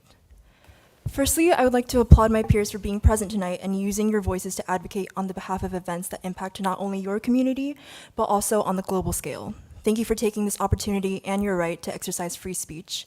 I hope that your activism continues long and far beyond your time and scope at PCC.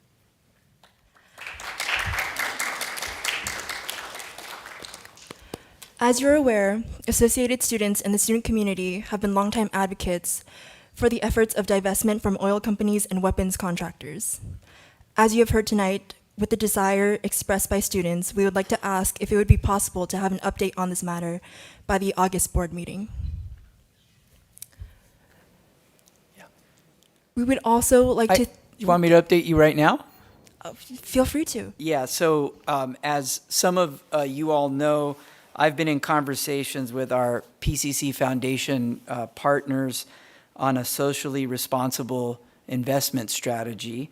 Those conversations have been productive, but as you know, the fires impacted many organizations, including our foundation, and several of our foundation board members lost their homes in the fires, and many others were displaced. So we are, in the last several weeks, we have become more engaged in those conversations. So, I've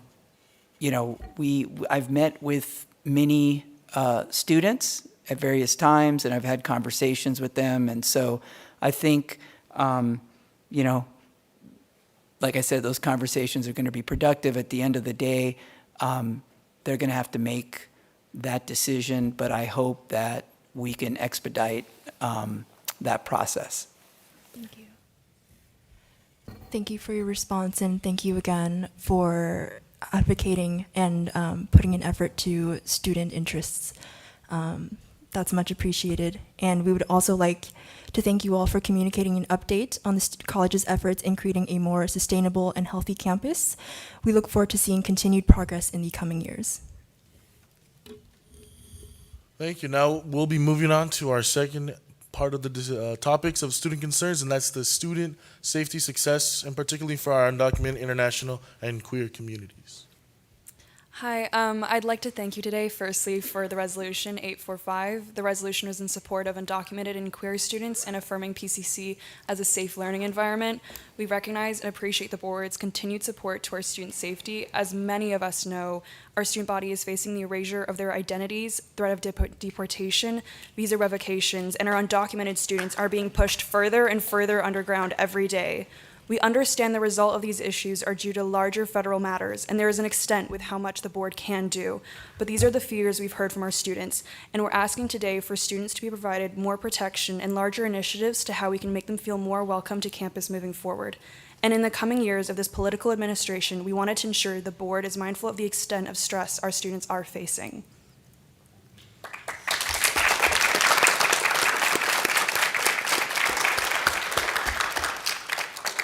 Thank you, Clarinda, and thank you for highlighting that resolution, which I was proud to bring forward to my colleagues because, we stand unwavering in our support for our students. I think if you go to pasadena.edu, the first thing you see is exactly what we believe in as an institution and as a community, that we support our Dreamer and undocumented students, and we support our LGBTQ plus students and community. I know that there is a lot going on outside of our campus right now. And I'm so grateful for our Pride Center, our Dream Center, and also our International Student Center, actually, in the amount of work that they have been doing.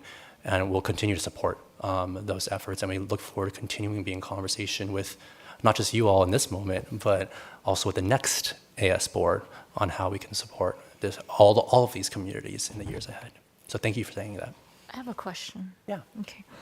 For student services, may I ask if we've seen a drop in undocumented students attending classes or withdrawing from classes due to the fear of deportation? So anecdotally, yes. Mhm. Statistically, no, but we hear from voices and sometimes even their families who speak, they're concerned, they're worried. Mhm. So, some of them have decided to take a semester off. And we closely monitor the students so that they stay connected. Thank you. If we do have any kind of tracking of data, I think that will be helpful so that we know the significance of the fears and how we can continue to support and address them. And certainly protected data. And especially Protected because data, yes. Our resolution also specifies that we will not share any such data outside of our Mhm. community. But Trustee Silver?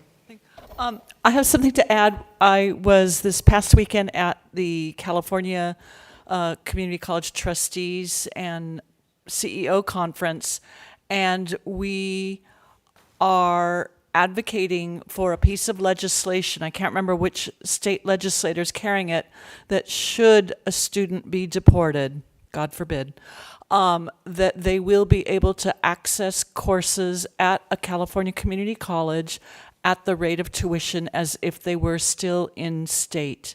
And when they return, they will be immediately accepted at the in-state rate.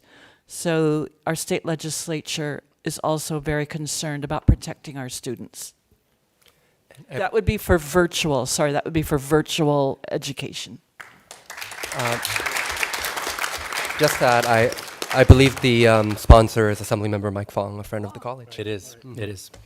We. I just want to make sure that we're getting through the other two because we have 3 and 4, right? We have time. We have time. Yeah, I'm just saying because I want to ask some questions. Not questions, but I have questions and a point. But are we done with the 3 and 4? No, we haven't gotten there yet. We're Okay, still that's what I was on. asking. Okay. We're just addressing the topics on student safety and success. I also just want to quickly point out on this that one of our resolutions tonight is relevant. And, resolution number 858 is in support of SB 323, which is a California Dream Act application, which will codify action that the Student Aid Commission has already taken to reduce barriers for aid for students that may be shut out of other federal student aid opportunities. So we'll continue to advocate on behalf of our students and community here. And as this dialogue back and forth with our students will allow a conversation to flow. Anything else on this before we move on to the next one? Okay, thank you. Thank you again for that, We're on- Clarinda. Yes, Trustee, I can let them. Yes, let me just get to it then. On divestment, okay, this was the point I was trying to make earlier, so forgive me. Don't take your foot off the pedal. Dr. Gomez just talked about the conversations that you're having and what I wanted to encourage you to do, because divestment is arduous. It takes time, right?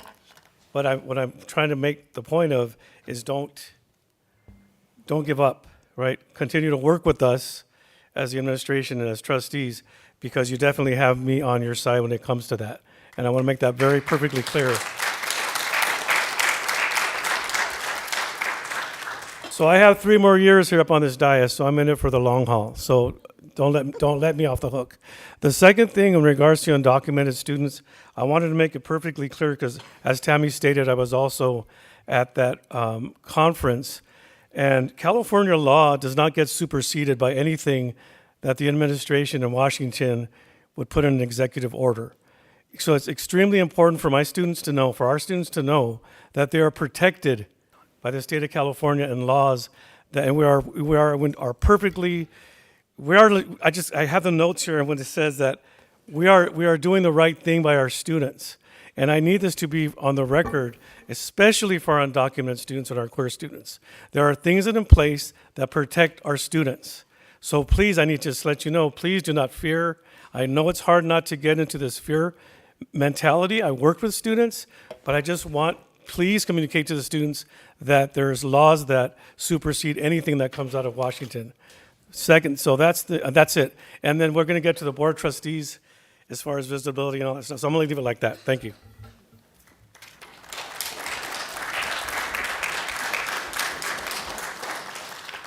Thank you for that, Clorinda. Me again. On another note, 4% of our student body identifies as Black, and by listening to focus groups that have been done, it has been found that more institutional support can help academic support. Speaking from my experience here, my first semester here at PCC, I would simply just go to class, then I would just leave. But after finding certain groups like Ujima, I would stay after class and start getting involved in on-campus activities. See, so what it boils down to is that when students feel seen, they will want to succeed.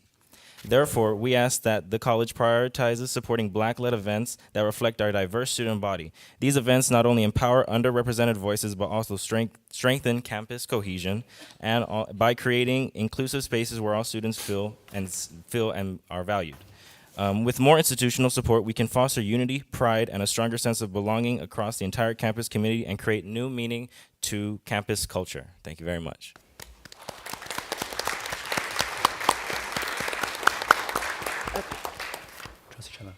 I have a question again on this. When you raise the point that that you would like to see more services, what is happening that's not happening? What is it that we're not doing that you would like for us to see us do? Well, just speaking from my point of view, yes. I would like to see more like campus supported activities. For example, when you see they're during different culture months, it's really promoted and you can see a lot of engagement. I would just want to, on speaking on behalf of Black students, I would just like to see more engagement on that end, or also seeing more Black faculty. Because speaking from my own experience, looking at a teacher that kind of looks like you makes me a little bit more receptive. So those are just two quick things that I could really think of. Right. So what I'm hearing you say is that representation matters. Very you much like so. to see that your faculty members reflect the demographics of the students. Yeah, so I'll talk from me. It's if I see a teacher that looks like me, they probably have gone through what I've gone through and they can understand me on that level. I understand teachers sometimes can just come here and it's a job and I'm trying to teach and leave, but also giving that little extra step will make that student give his or her extra step and probably will excel even more in the classroom.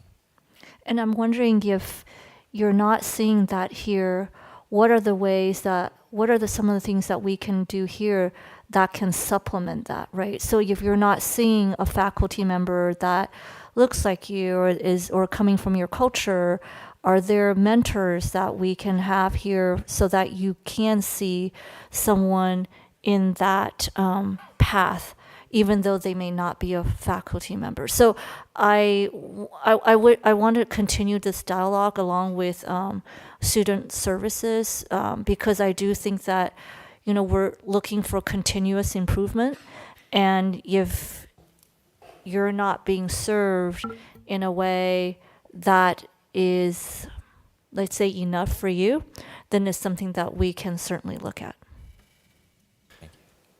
Thank you, Trustee Chandler. And I do want to obviously also recognize the incredible work that some of our empowerment programs currently do, and that we certainly support and would love to continue that conversation as well. Perfect. Thank you very much. Okay, thank you. Next. Thank you, Vince, and the Board of Trustees for making time in your meeting to hear our concerns. So sorry, can you pull it a little closer? Sorry. All right. Thank you. Okay. Thank you, Vince, and the Board of Trustees for making time in your meeting to hear our student concerns. Given the ongoing concerns expressed from the LGBTQIA+, international, undocumented, and other marginalized student populations about stress and safety on campus due to the current political climate, and my past efforts as student services in hosting de-stress events that support student well-being. My suggestion to the Board of Trustees is to create a dedicated wellness center to provide a permanent and inclusive space for mental and physical health support for students.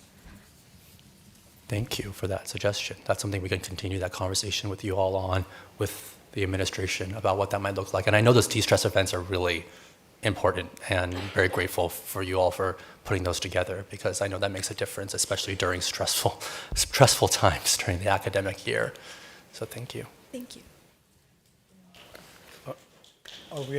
Okay. We're finished with these slides. Do we have the opportunity to speak to these slides, the rest of them? I think there's one more. Okay. Yeah, we just wanted to go on that third topic real quick when it comes to the PCC's future continuity in support services, and like in particular, like maybe some federal funded programs that our students have some fear that they might go away. And like, for example, Title V grants, just one to say. And this is me led by throwing the ball down the table by Nicole and Brianna. Thank you for that, Alfredo. I did just want to quickly acknowledge that we did also have something around the Eaton Fire, although our student trustee, Irene, has let us know of the ongoing work that has been discussed in the past meetings. And so as a student in a Title V funded program, I share the concerns of many of my peers about the continuation of these impactful opportunities, especially because they directly promote student success and institutional effectiveness that's in line with our college mission. It not only amplifies student voice and student experience, but also student success. And I feel we are all just curious to know the ongoing efforts that are trying to continue these efforts and works for our students. Thank you. I'll say one thing really quickly, is that, you know, this source of funding and this the work that it's provided to our campus is really critical. And I think it was in when we were in DC, February, something like. Sorry, time is all relative now for me. In February, when we were in DC, I know I and Trustee Aragon both also talked with our leaders about the importance of, I mean, certainly Title V broadly, but, you know, specifically talking about minority serving institutions, Hispanic serving institution funding. And so that's something we're going to continue the dialogue with our leaders in Washington, certainly the ones that represent us, but also the ones that don't represent us, because I know you all have done that work as well when you're in DC. So that's work that we will continue to do, to advocate for our entire community here, because it is very important to us. Yeah, Trustee Liu? Yeah, I was just going to say, I think we're all on the board in agreement with supporting this and trying to push our federal representatives on this. And I just wanted to shout out the lobby committee and Trustee Wong and Vice President of External Affairs for leading these trips to DC and meeting with members of Congress. And I know we're going to miss you certainly, but I know for a fact your successors will push the ball forward as well, moving along. I will miss you too. Okay. And then the next. Oh, are we on another slide? Thank you for your support. Okay. I would like to add that the continuity of services that students rely on every day, such as mental health, counseling, academic support, financial aid guidance, and basic needs resources, is critical to student success and well-being. As student leaders, we are deeply concerned about the uncertainty of federal funding, especially with national budget shifts and potential cuts to education. These services are not luxuries, they are necessities for many of us to stay enrolled and succeed. We hope that the school will be able to take steps to support these vital programs. Thank you.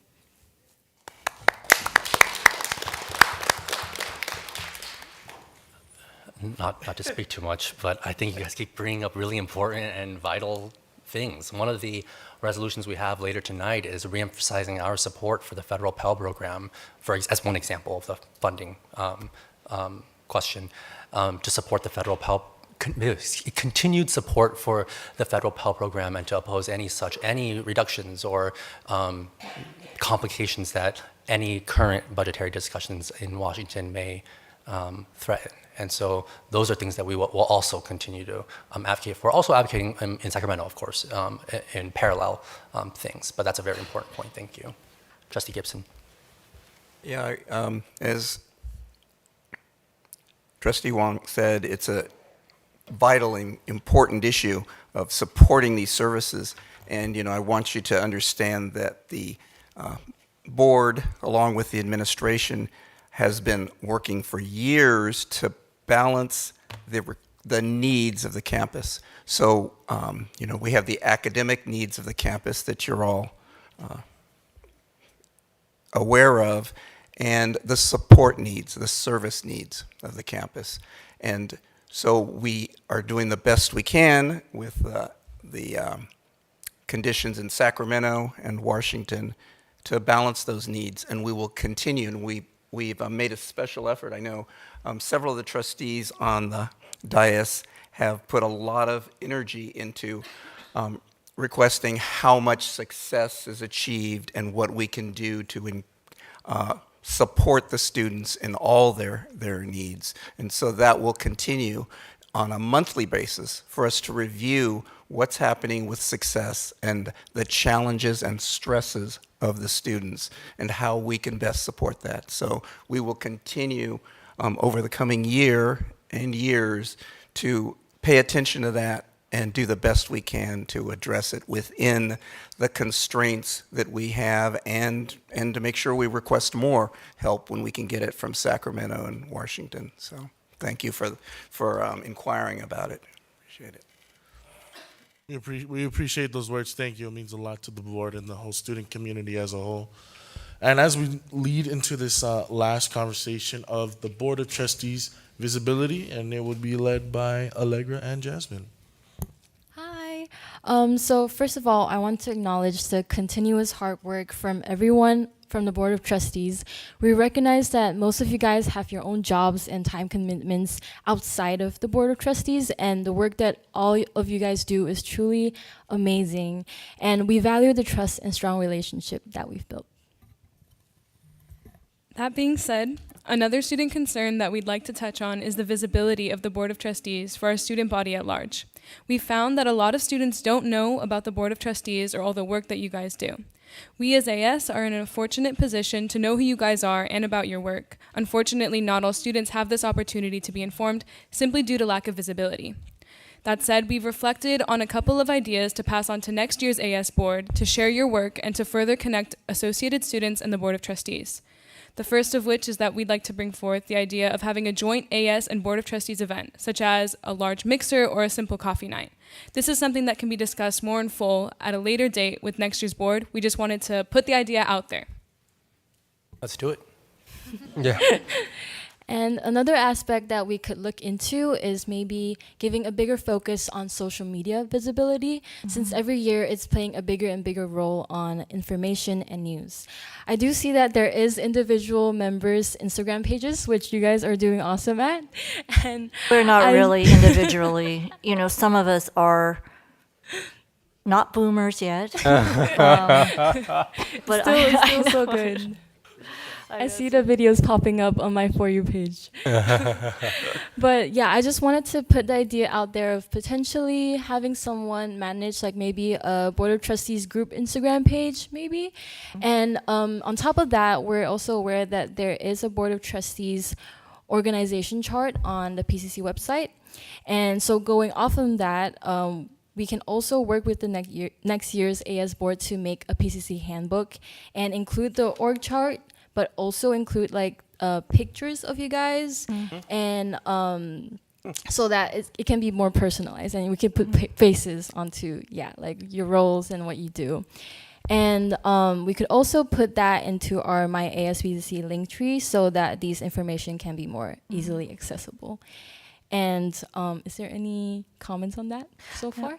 I think those are really terrific ideas, and I do think that for many of us, and I am the first one to admit that social media is, I could barely manage Instagram. So, and I know that's not even a thing now, but I do think that your idea of leveraging social media and however the platforms that you are is something that we can certainly, at least I want to speak for myself, that can do a better job of, whether that we work with the president and his office on how to manage our account as a whole. I don't think we have a Board of Trustees account as a whole, but we do certainly have individual accounts. And so at the same time, I also want to give a little bit of grace to myself and also my fellow colleagues on the dais, is that some of these accounts are either part of our official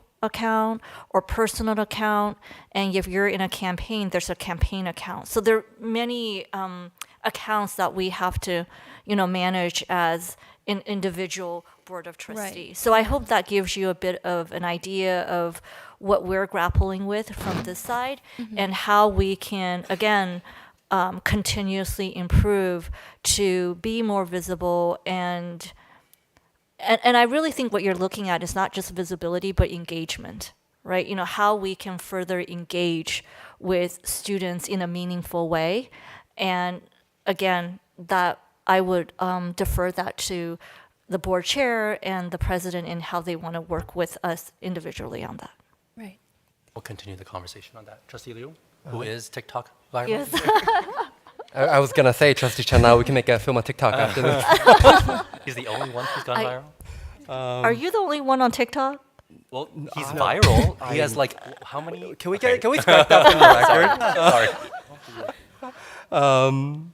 I was going to say, I think everything you shared makes a ton of sense. And I remembered mentioning this last year, but I think based off what you said, it'd be helpful to mention it again.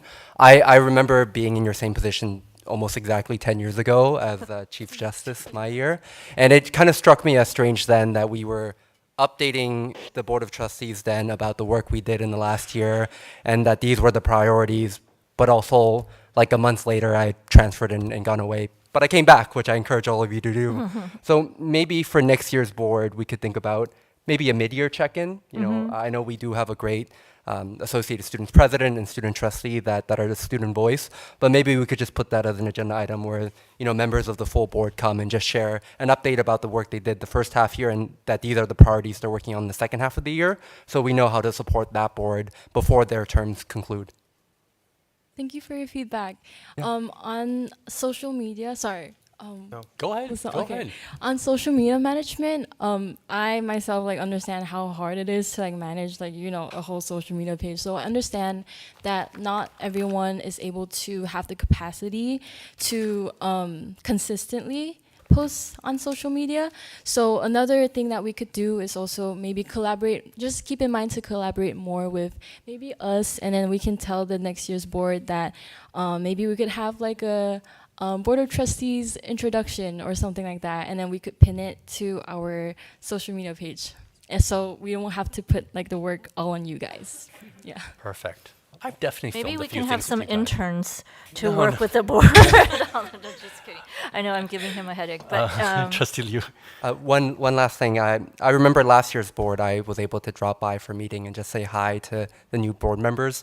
I wasn't able to do it this year, but I would encourage all my peers and myself moving forward to try and drop by a board meeting and just introduce ourselves.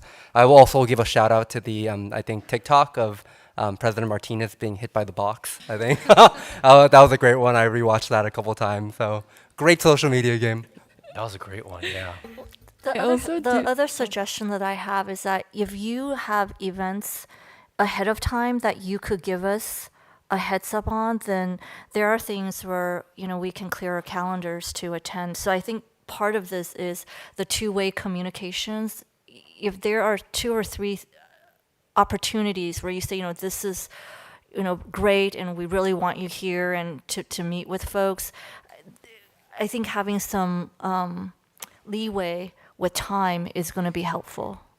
Right. Yeah, and I do want to recognize that I do see a lot of you guys on our events, and not just ours, but also campus, the whole campus events. So thank you guys for showing up and being present.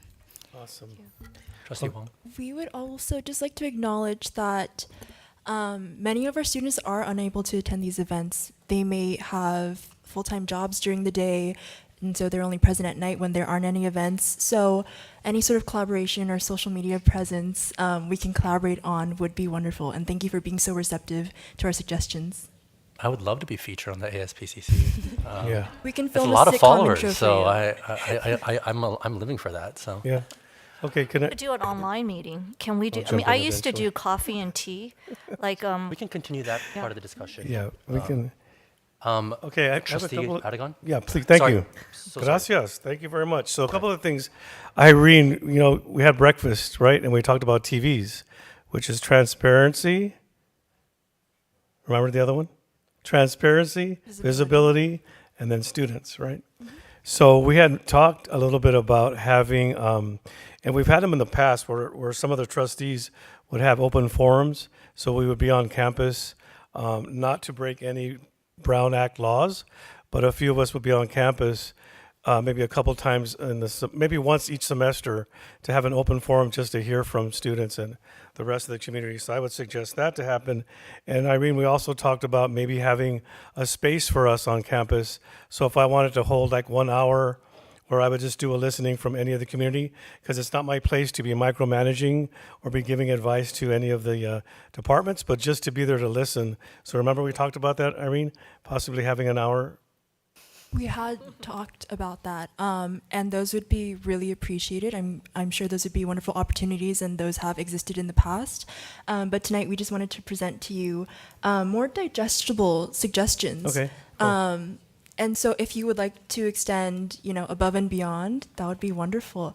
But here are just a few points that may be a bit easier to process right now. Cool. And I just wanted to say one thing to the gentleman, young man what's your name again? I'm forgetting. Vince, thank you very much for that point in regards to diversifying our faculty in particular so that our faculty continues to represent all of us that are on this campus. And and again, this is a suggestion, especially for human resources through the president, that there are mentorship programs that are out there in the state of California through other community colleges that will work with graduate students who come from my diverse background, chemistry, physics, and they work with faculty members. So I'll be making that suggestion to the president so that we can look at that, because it's been an important thing for me when I was here as a staff member, especially that our faculty reflects the diversity of our campus. So thank you for bringing that up. Thank you. Okay. Oh, President Martinez. Yeah, I've been going over here. Unless any of my colleagues had any last final comments they would want to say. All right.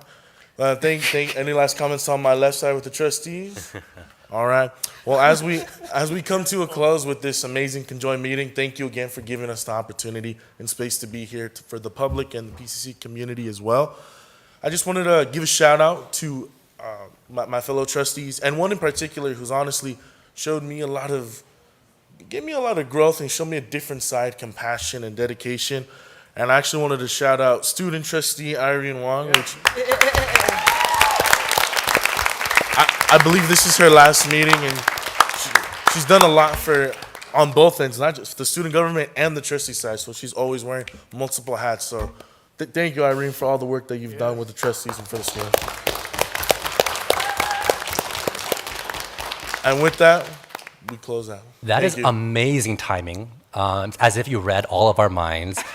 We want to thank all of you, our associate students, leaders. I know some of you aren't here today, and all of your committees as well for all the work that you have done over the last year. I know you all do a lot of work. We have small little gifts for you all to thank you for your service and your dedication. It is not easy being a student and still working to serve other students every single day. So thank you, thank you, thank you.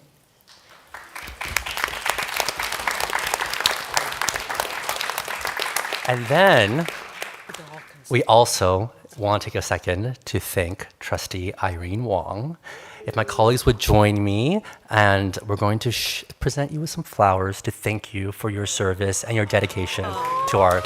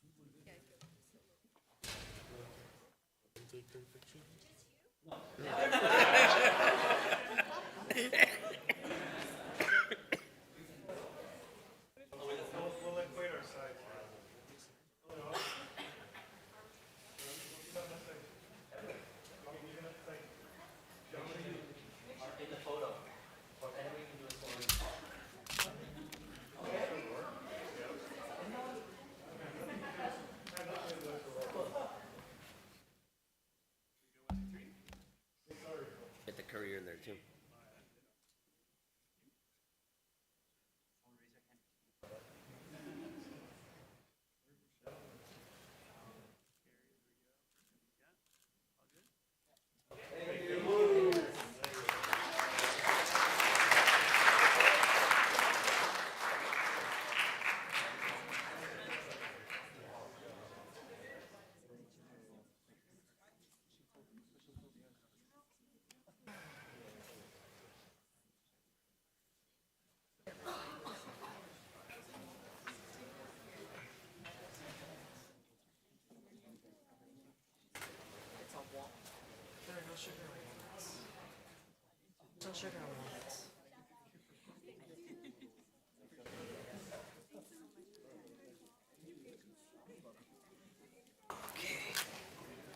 Yes.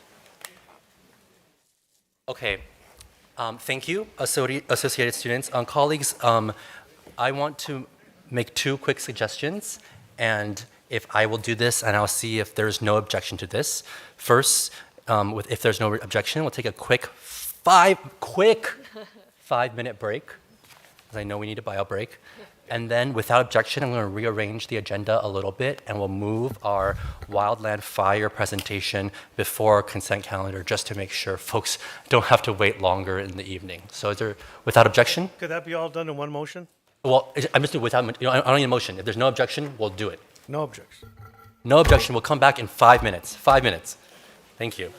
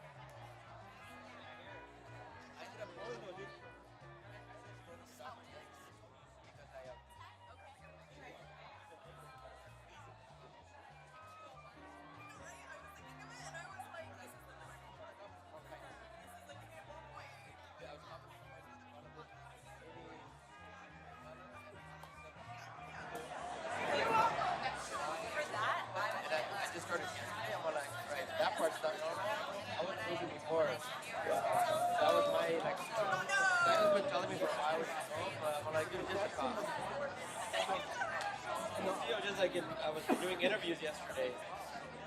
Maybe I was talking a lot, but I heard myself. Yeah,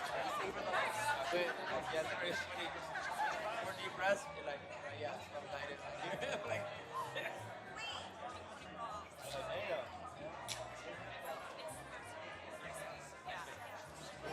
Whatever up at the college of I feel like, hey, Christian, hear that? This now is like that. Like, I'm a big officer. Like, bigger and then angry. I don't value those.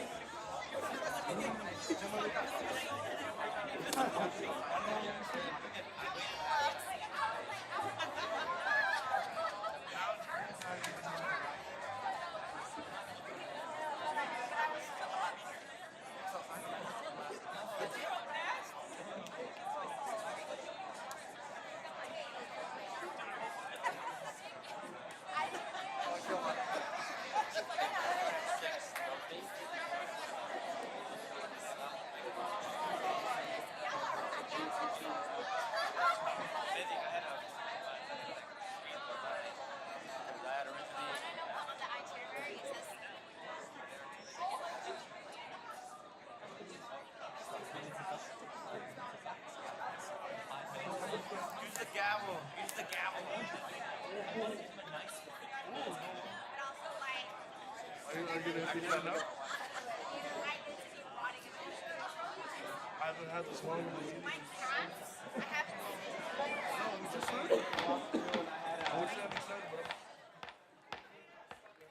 Thank you. Thank you, everybody. Thank you to associated students again. The board is going to reconvene our meeting from our brief recess. Thank you all. If you please continue your conversations outside, that'd be deeply appreciated. It looks good, though. Thank you, everybody. We're going to continue our board meeting now. Please take your conversations outside to allow us to continue our business. Oh, this is so cute. I love this. Thank you, thank you, thank you, thank you, thank you, thank you. Okay, our next item that we're going to move to, because we just rearranged our agenda a little bit, is the Wildland Fire Academy, which Dr. Gomez is going to introduce. Thank you, President Wong. I'm pleased to introduce Professor Frank Brambilla, our faculty member who directs our groundbreaking new Wildland Fire program for our next presentation.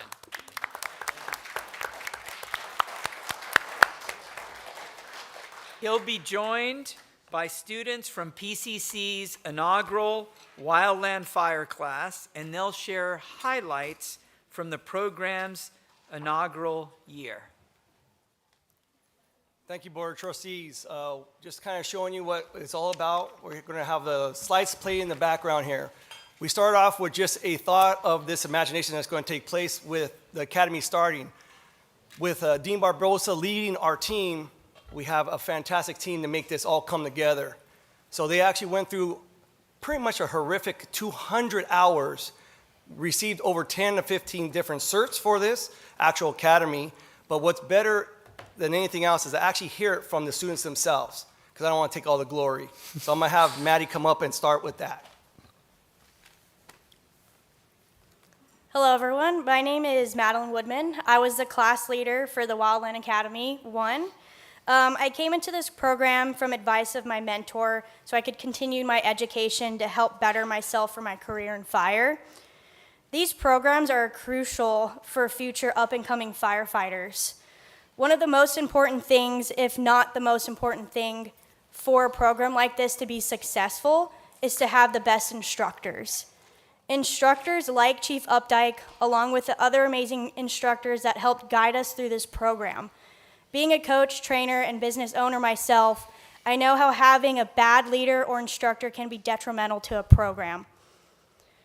Pasadena had instructors that stood out from the program I went to and others in the area because of the instructors and their leadership, teaching us how to lead with compassion and vulnerability, showing us what being a part of a team truly means. When you truly allow yourself to be vulnerable with your team, you become more than just that. You become a family. But along with having amazing instructors, the support of the school with supportive staff is crucial. That's exactly what Pasadena did. They gave us what we needed to be successful, but the support from the staff needs to continue in helping students grow towards their future, whether that's giving them the support to guide them into other fire programs to be successful or their future career.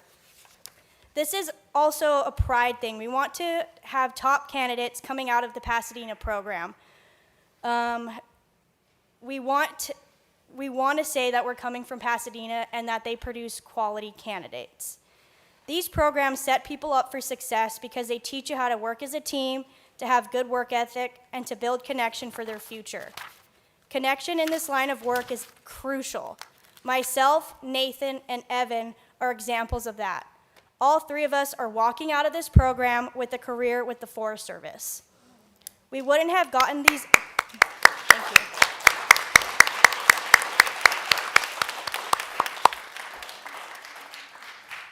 We wouldn't have gotten these opportunities if it wasn't for the connection we made in this academy.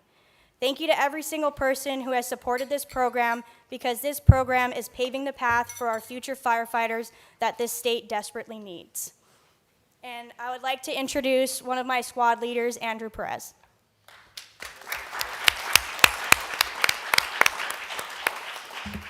Good afternoon, board. My name is Andrew Perez. I was a squad leader for PCC's Wildland Academy Class 1. And like so many in this area, I lost my home on January 7th to the Eden Fire. With so much to do in the aftermath of the tragedy, I found myself itemizing my belongings and remembered the flyer for this academy on my desk. While it was probably ill-advised from a therapeutic standpoint, I found myself a couple weeks later in a classroom with my peers and my cadre.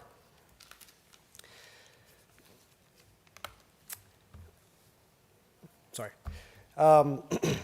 We embarked on this 10-week journey together. We learned so much over our time together, but ultimately it was two words that resonated with me and really made an impact: compassion and gratitude. It's often said that blood is thicker than water. I say that mud is thicker than blood. My academy mates and I sweat together, bleed together, may or may not have thrown up a few times together, and certainly suffered together. Through that suffering, we became much more than just a class. We became a family. And what families do is show up for one another. On many dark mornings, when I find myself struggling to find my why, it was my duty to my squad that kept me showing up for those first few weeks. And they showed up for me in return. That's what family is. I want to thank the board for making this academy possible. I want to thank the cadre. I want to thank Dean Barbosa. I want to thank Narissa, wherever she is, Captain Frank, and a special thank you to Chief Updike for ushering us through this uncharted territory and pulling Academy Class 1 together. You've given my classmates and I a renewed sense of purpose in public service, along with a jumpstart into a career that serves many more than just ourselves. And for that, I'm eternally grateful. Thank you.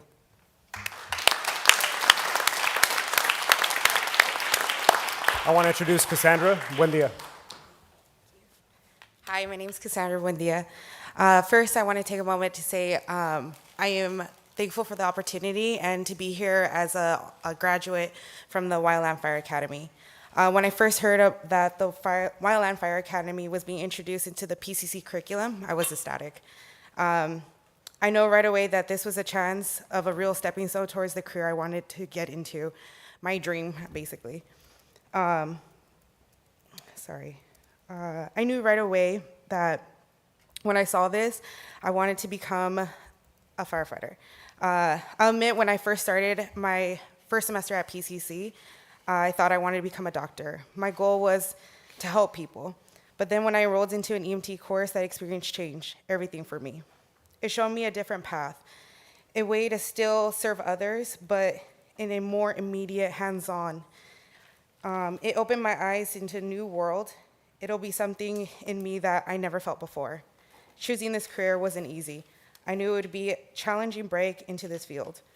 But when I was determined, I was determined because for me, this goal was personal. even though I know that this was a challenge, but sorry, I'm really nervous. No, take your time.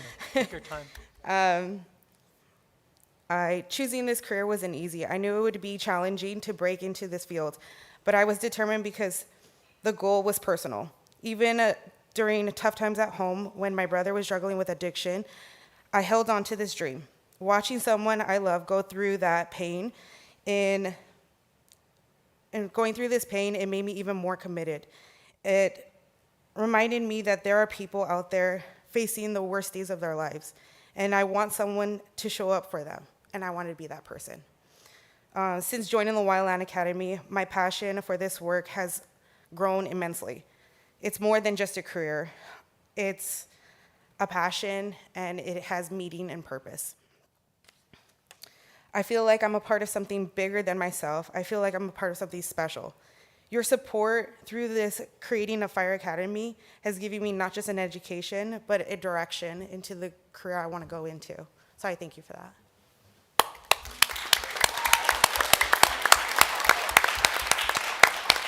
And then I want to introduce Sandro. Good evening. My name is Sandro Merigo Jr. Before this academy, I was in the best place in my life. I made a lot of poor decisions. I was a man without purpose. Then the fires happened. Me and my family, we lost our homes in the Eden fire. About 16 of us displaced. But I remember I was lucky enough to join this academy. At the time, I weighed 274 pounds. I was the biggest guy and the slowest guy in the academy. I remember after the first day at MRCA, after that, it nearly broke me. I could barely walk. I was sore, but I found myself later that day sitting in front of what's left of my house. And I made a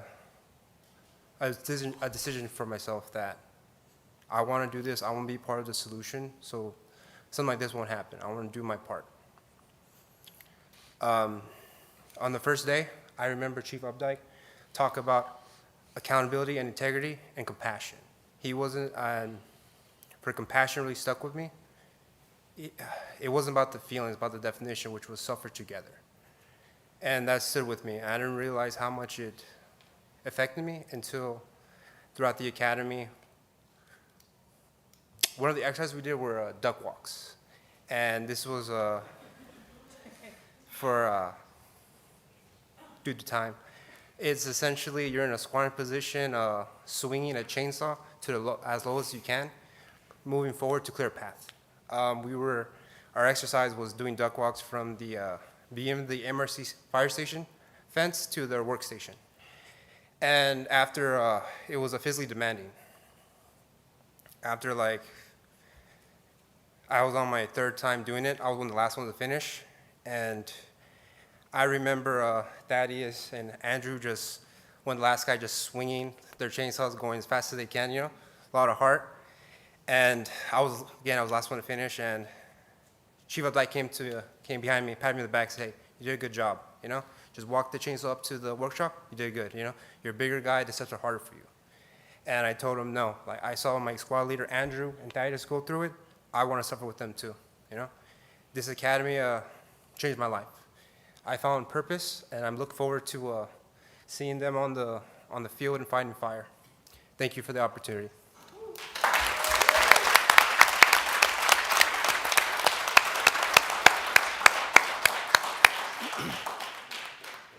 So this is why I wanted them to talk, because I know you see the bigger picture. Sometimes when an instructor talks, we lose the actual aspiration, what brought the student to our academies. On top of that, we are at the Jefferson Training Center that we have overgrown that already. Every class we put on, folks, we are filling.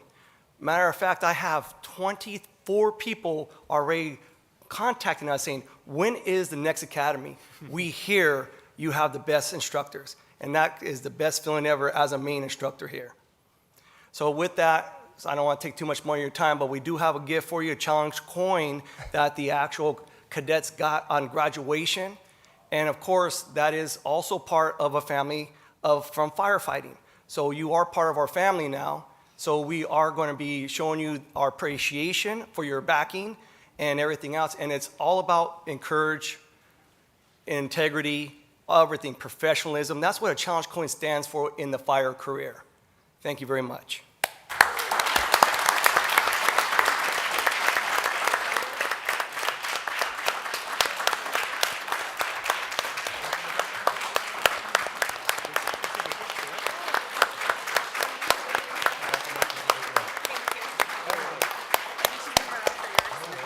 Have a picture. It's okay. You want to take a quick picture, maybe, since we're all here? I get to hold my coin. Yeah, you have to.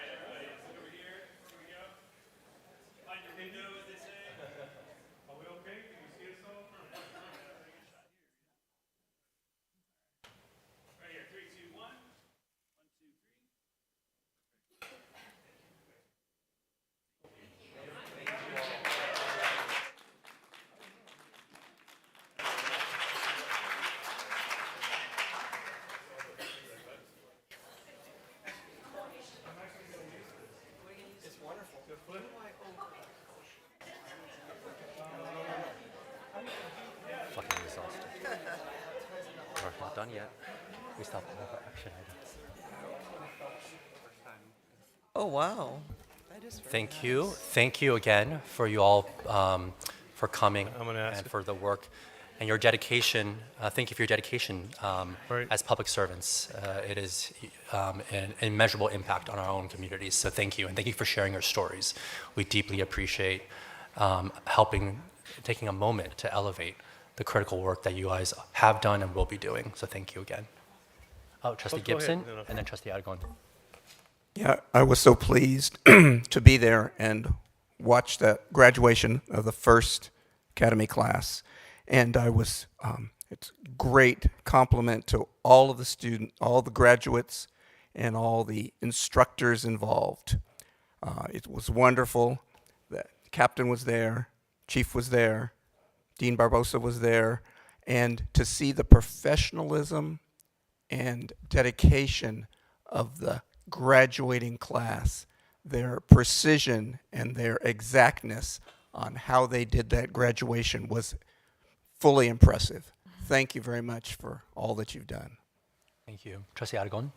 Again, I have to say thank you for all you do, and your stories were moving, to say the least.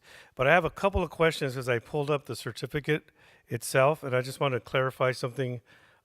It's a 14-unit program, correct? 7 units on each side, and it happens within these 2 8-week sessions, right?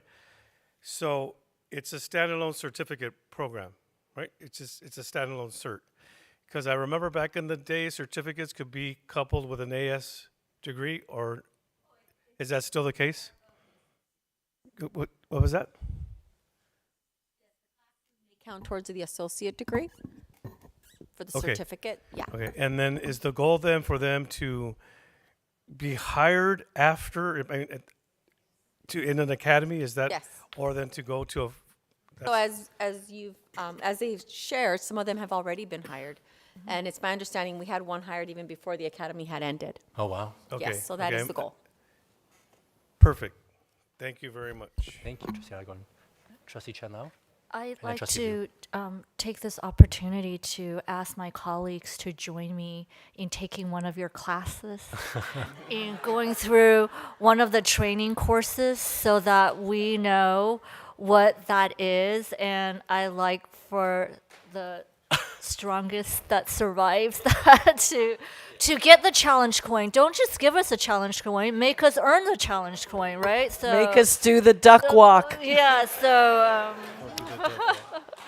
so I want to make sure that that has been communicated, so that you will hold us accountable to that spring class when we're going to be out there with one of your classes. So thank you so much again for your hard work and your dedication. Truly appreciate it. Okay. Trustee Liu.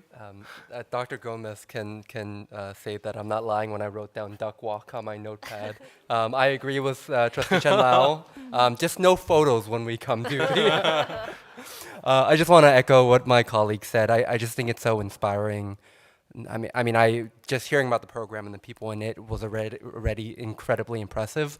But then hearing your personal stories about how many of you answered the call to serve while you were dealing with personal issues, whether it's family or losing your homes yourself, and your first response was to raise your hand and be involved in saving homes, lives, nature in the future. So I just wanted to just echo what everyone said and just say how incredibly inspiring it is, and thank you so much for all that you do. Just one last thing, Mr. Chair. Yes. I just want to say that the Jefferson Training Center is in my district too. And it's wonderful that they're using that facility now to do this. And I do apologize if I was so mesmerized by the stories. I apologize if I missed your hiring opportunities. So congratulations on that. That's it. Thank you. Thank you. Thank you again.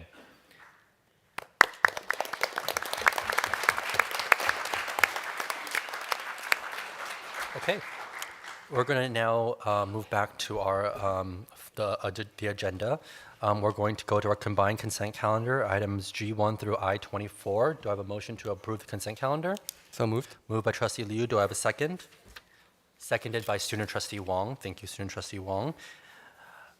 Any discussion? Okay, moving to a vote. Student Trustee Wong. All in favor? Aye. Aye. That passes unanimously. Thank you. Next is our personnel consent calendar, the approval of personnel consent calendar items I2 and I3. Do I have a motion to approve? So moved. Moved by Trustee Aragon. Do I have a second? Second. Seconded by Trustee Chen Lao. All in favor? Aye. Aye. That passes unanimously. Next, we have our action items. We have a few board bylaw adjustments here.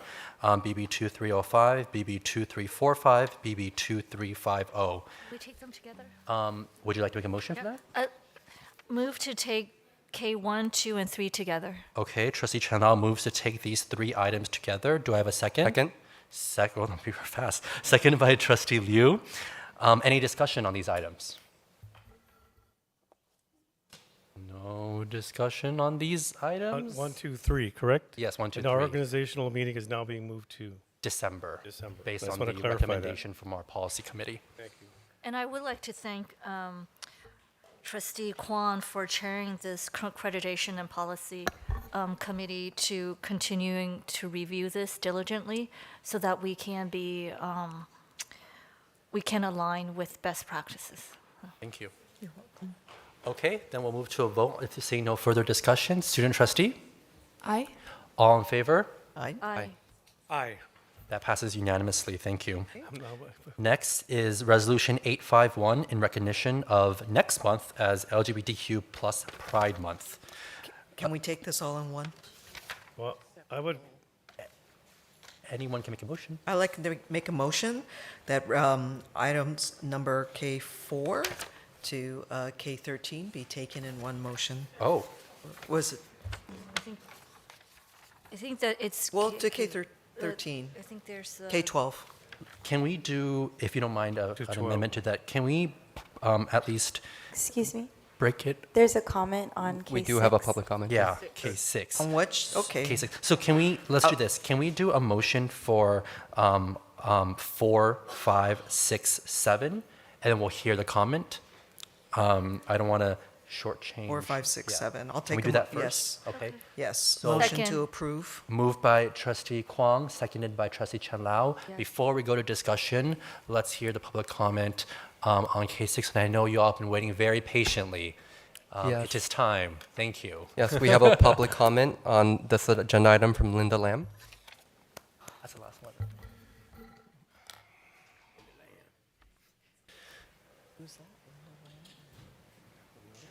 Thank you, Board of Trustees, for hearing my comment. My name is Linda Lam, and I am the Asian American Native Hawaiian Pacific Islander Student Success Specialist, and I appreciate this time to speak in support of the Asian Pacific American Heritage Month resolution.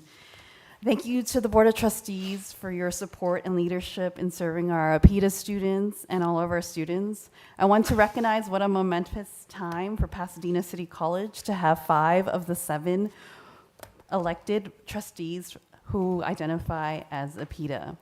Board President Elton Wong, Vice President Steve Gibson, Trustee Sandra Chen Lau, Trustee Christine Kwong, and Trustee Ryan Liu, in addition to our student trustee, Irene Wong.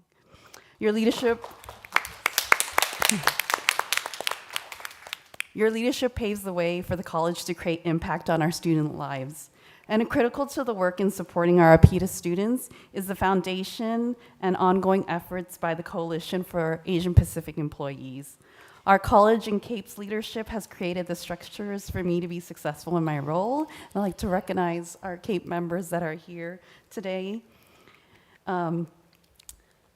Since my last public comment during Filipino American Heritage Month, I've reestablished the APITA Student Advisory Board, organized a series of wellness support sessions, 4 bystander intervention trainings to stop anti-Asian hate and support Latina and LGBT communities in collaboration with the Pride Center and the Intercultural Engagement Center. We also have made efforts to understand the needs of our APITA students. In the fall, with the Chancellor's Office, 875 APITA students at PCC responded to a statewide APITA student survey. In the spring, we held 4 focus groups to further understand their experiences, and we will share our results in the summer. Next fall, we will be launching a year-long APITA leadership program that will start with a series of leadership workshops in fall, and then those students will continue to enroll in Speech 1, that will be taught by Dr. Cindy Fu. So next, we will have 2 students to highlight ongoing work. First, we have Nina Chang, who is an APITA Student Advisory Board leader, who will share her experience.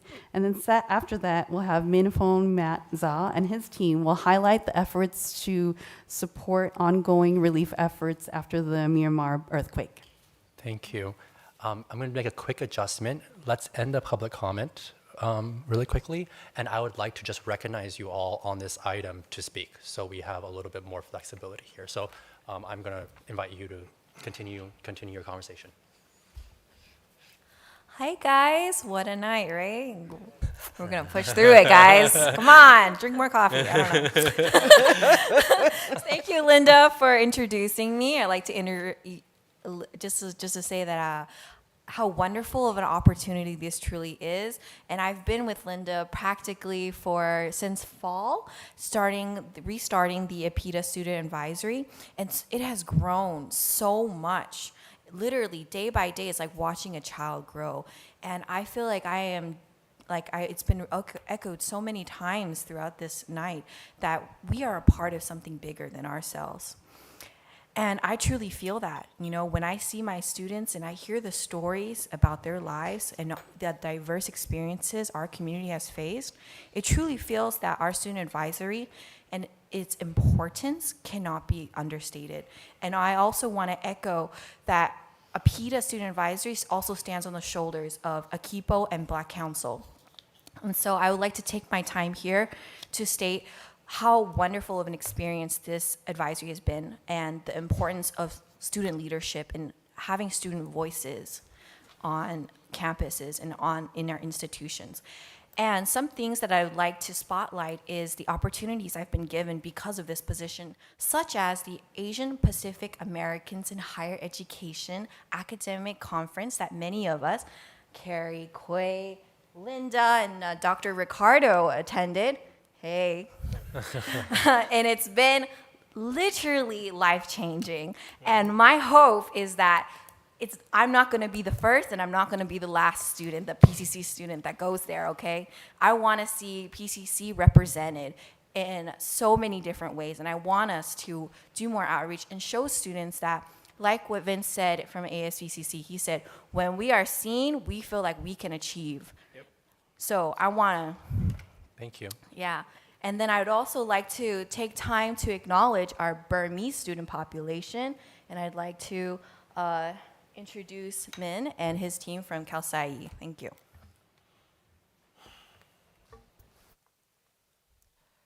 Good evening, PCC Board of Trustees. My name is Minpo Myatso. This is Lincoln Tuya. This is Kenny Lang. And this is Nyantri Dan. And we are Team Kaosai. 2 months ago, a catastrophic earthquake struck Burma halfway across the world. This led to 3 Burmese students and 1 Vietnamese student to respond with kaosai.com. Now, what is kaosai.com? Kaosai.com, and what does it mean? It means rescue in Burmese. And what does it do? It's a web-based map app that allows users to report missing friends and family members accurately, securely, and easily. What is the purpose of Kaosai? The purpose was to make sure that there was a solid form of communication between rescue teams and earthquake victims in Burma. Kaosai now displays 156 missing people from 5,500 users. Now, I would like to shift our focus to why we responded with kaosai.com. It is all thanks to the education we received at PCC. PCC taught us to use our skills to respond to our community's emergency calls. Our hope is that PCC can acknowledge student projects like kaosai that make a difference. Thank you for your time. Thank you. Thank you all for being here to recognize API Heritage Month.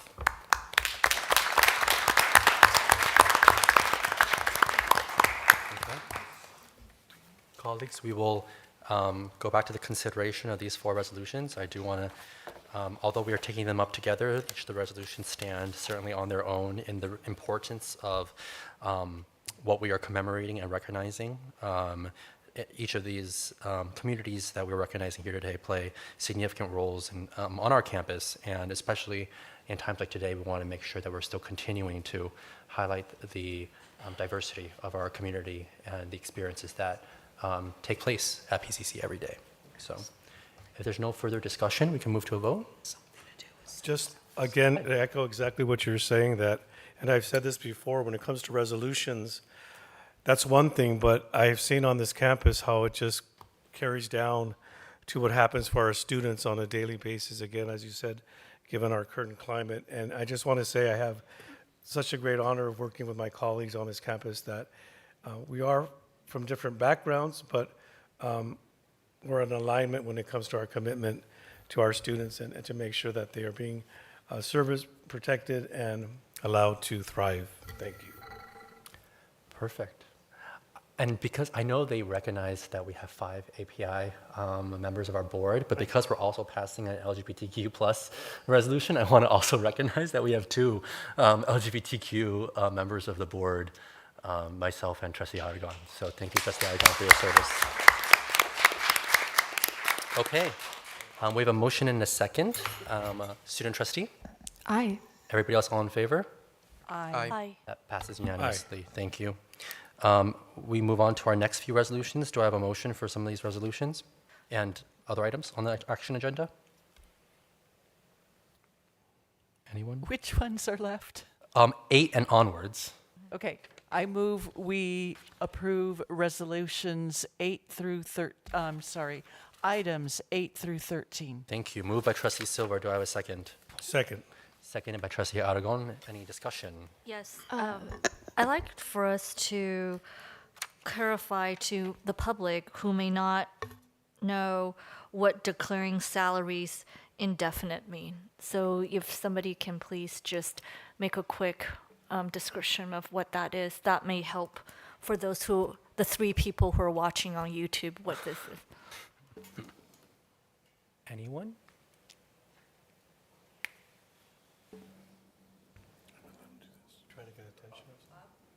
Bob? Is it me? I mean, You, or it could be Jesse. No, anyone. Thank you, Bob. that resolution is actually to allow the district, once we've adopted a budget, knowing that we will be changing salaries due to some sort of COLA action or retro action from what we originally proposed back when it was approved from the board. So this is just allowing and acknowledging that salaries will change due to back payments Right. and retro payments. It allows the district to have some flexibility. Correct. To do all those things, yes. Thank you. And it's a good point. This is a resolution that we do pass every year. Yes. Every year. Thank you, Trustee Chen Lao, and thank you, Bob. I would like to propose a point of clarification from the chair. Is this a resolution in which I'm allowed to vote on? Personnel. So do we have to separate Should I it out? amend my? It's more of a budget. It's a policy. Okay, for the abundance of caution, let's amend the, thank you, Trustee Wong, for your attention That's to why that. she's so great. She's 'cause so she great. catches- Okay, Trustee Silver, would you like to amend your motion to exclude that one item, but do the rest of them for now? Yes, I amend my motion to items K9 through 13. Excellent, thank you. And do I have a second for that? Second that. Seconded by Trustee Aragon. I don't think we need further discussion. Okay, we'll move to a vote. This one includes you, Trustee Wong. So, student trustee? Aye. Everyone all in favor? Aye. That passes unanimously. Now can I get a motion specifically for resolution number 855? So moved. Moved by Trustee Chen Lao. Do I have a second? Second. Seconded by Trustee Gibson. All in favor?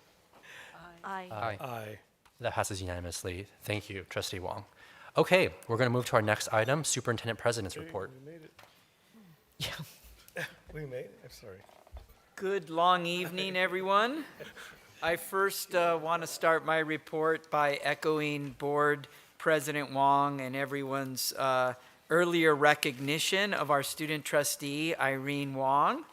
It's been such a pleasure working with you for this year at our board meetings, on initiatives at the college, and during all of the advocacy trips to Sacramento.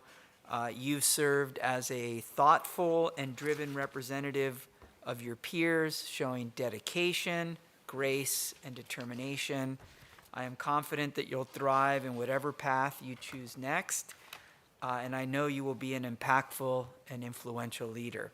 We can't wait to see everything that you'll achieve in the coming years. Thank you so much.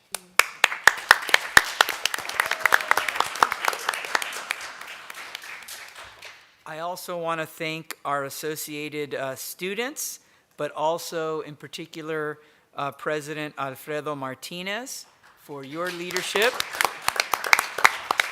and for your incredibly impressive presentation tonight.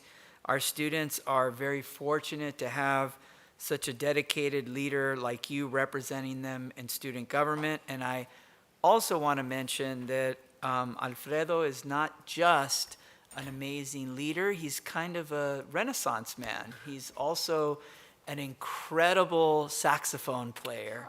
And I've had the opportunity to actually watch him play, and he's almost as good of a saxophone player as he is a ASPCC president.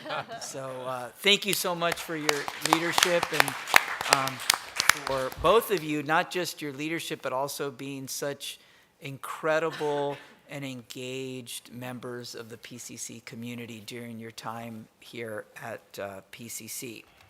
And of course, I also want to congratulate again our national champion forensics speech, debate, and theater team, who we recognized earlier tonight. We're very proud of their incredible accomplishments, both nationally and now internationally. So when we say that PCC is the center of the universe, we are at least the center of the globe, and we're on our way to the, are there any like intergalactic speech and debate tournaments? Maybe we can apply for those.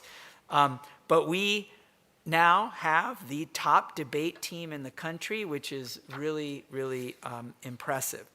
And I know today has been an especially long but very productive meeting, so I want to focus the remainder of my report on outlining some of the significant strides that we've made in the area of sustainability, which Trustee Liu mentioned earlier tonight. I want to start off by saying that this year, the college has made sustainability a top institutional priority.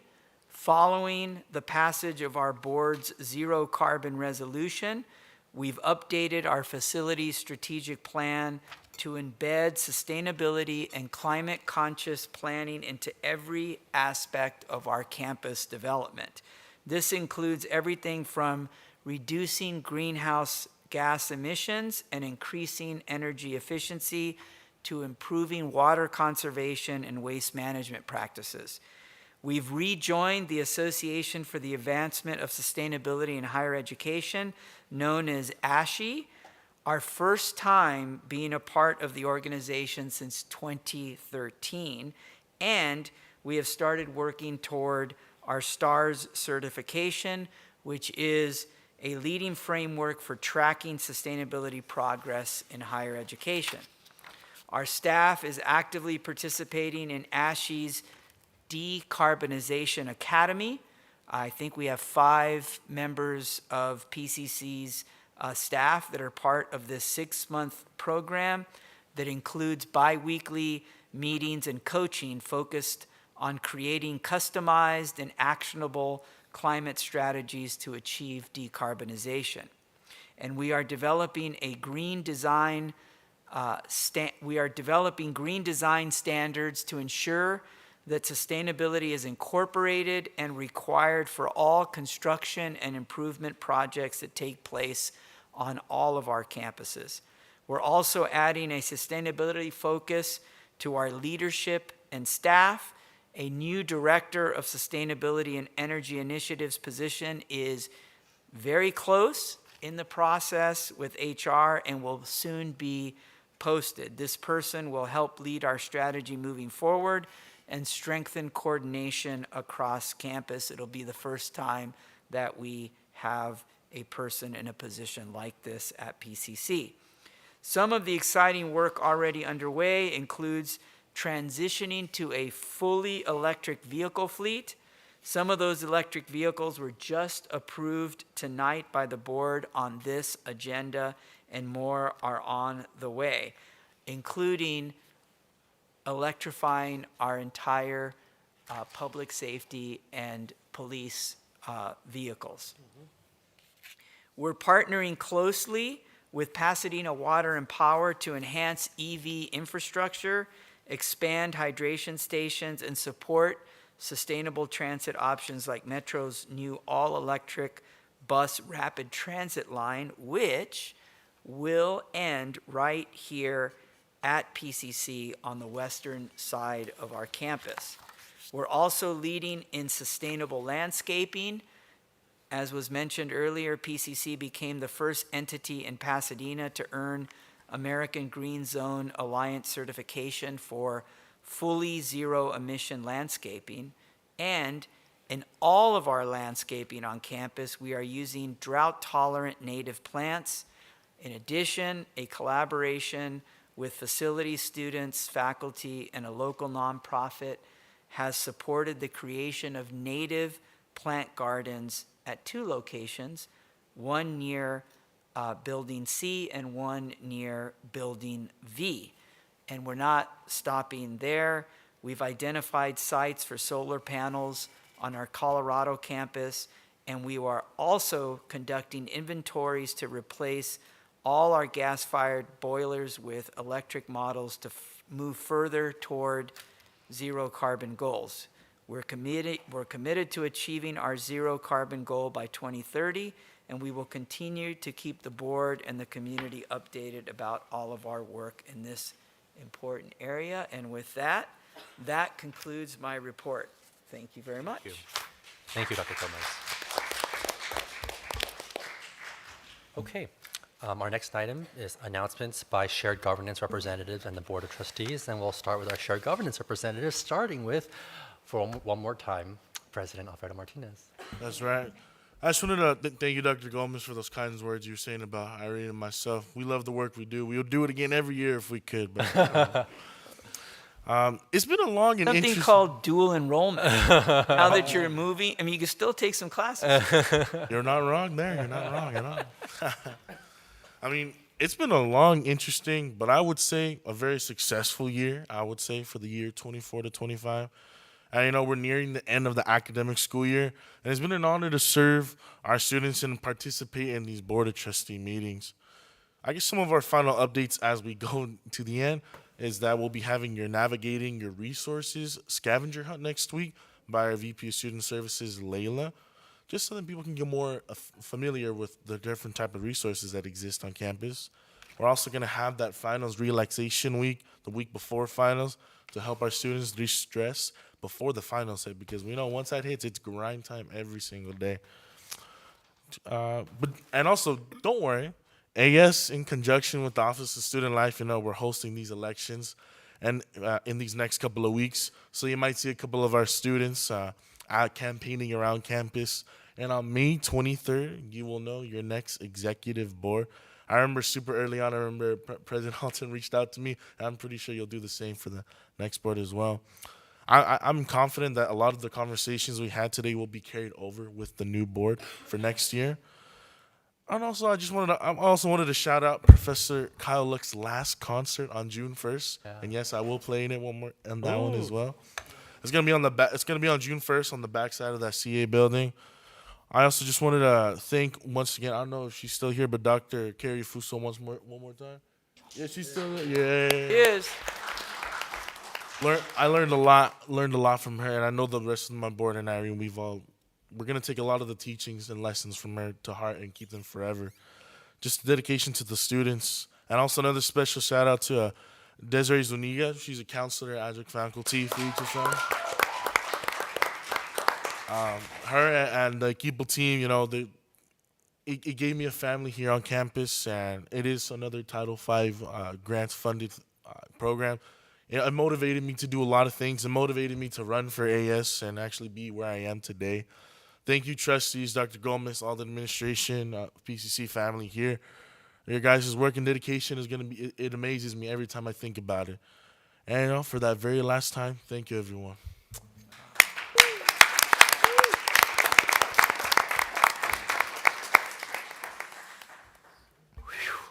Okay, catching my breath.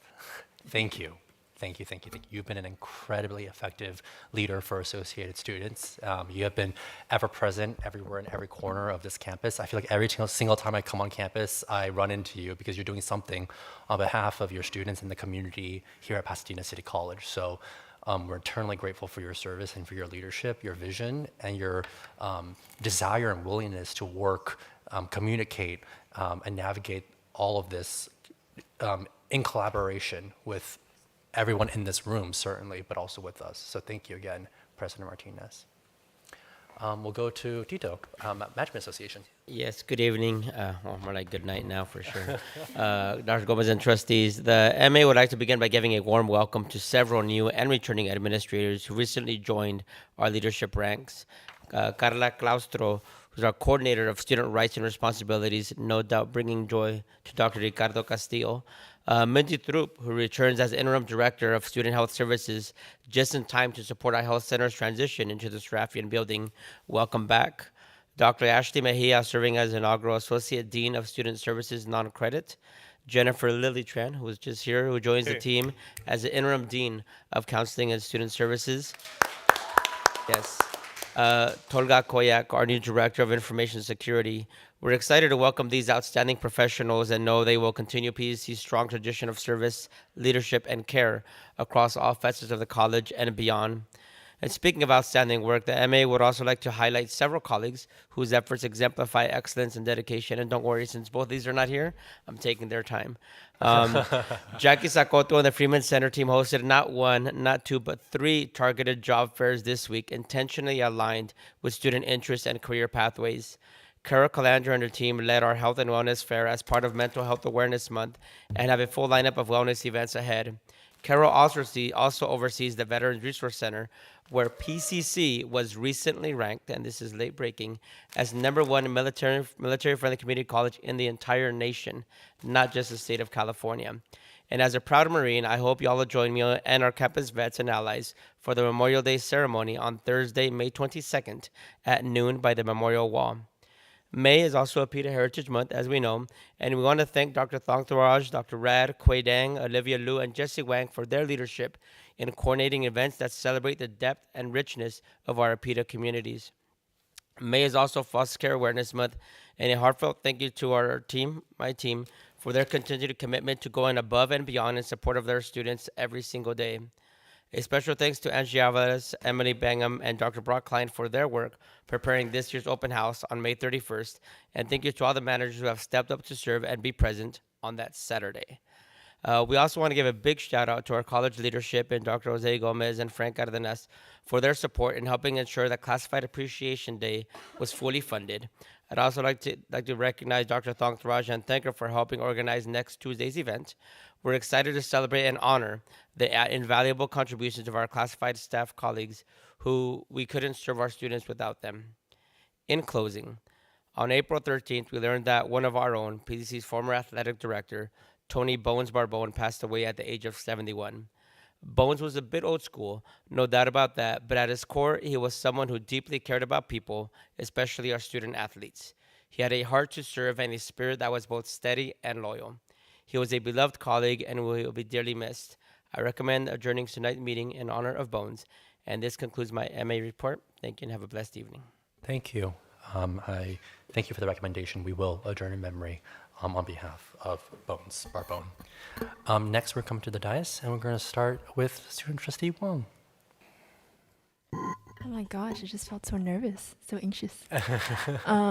So I am so indescribably grateful for the opportunity to have served my peers at PCC this past year and to have found great mentorship from my fellow trustees in describing my experience to students pursuing leadership positions next academic year.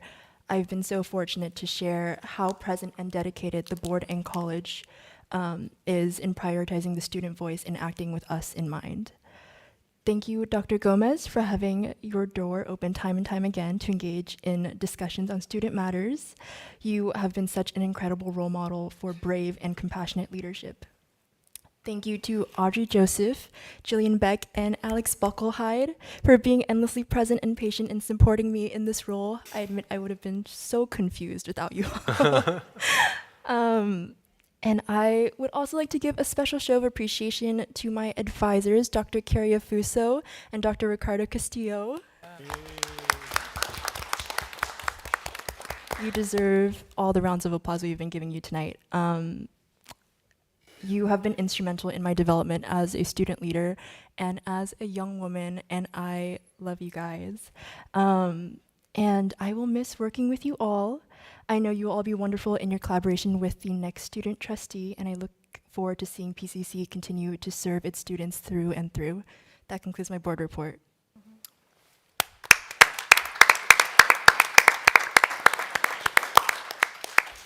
Thank you, thank you, thank you. Trustee Silver.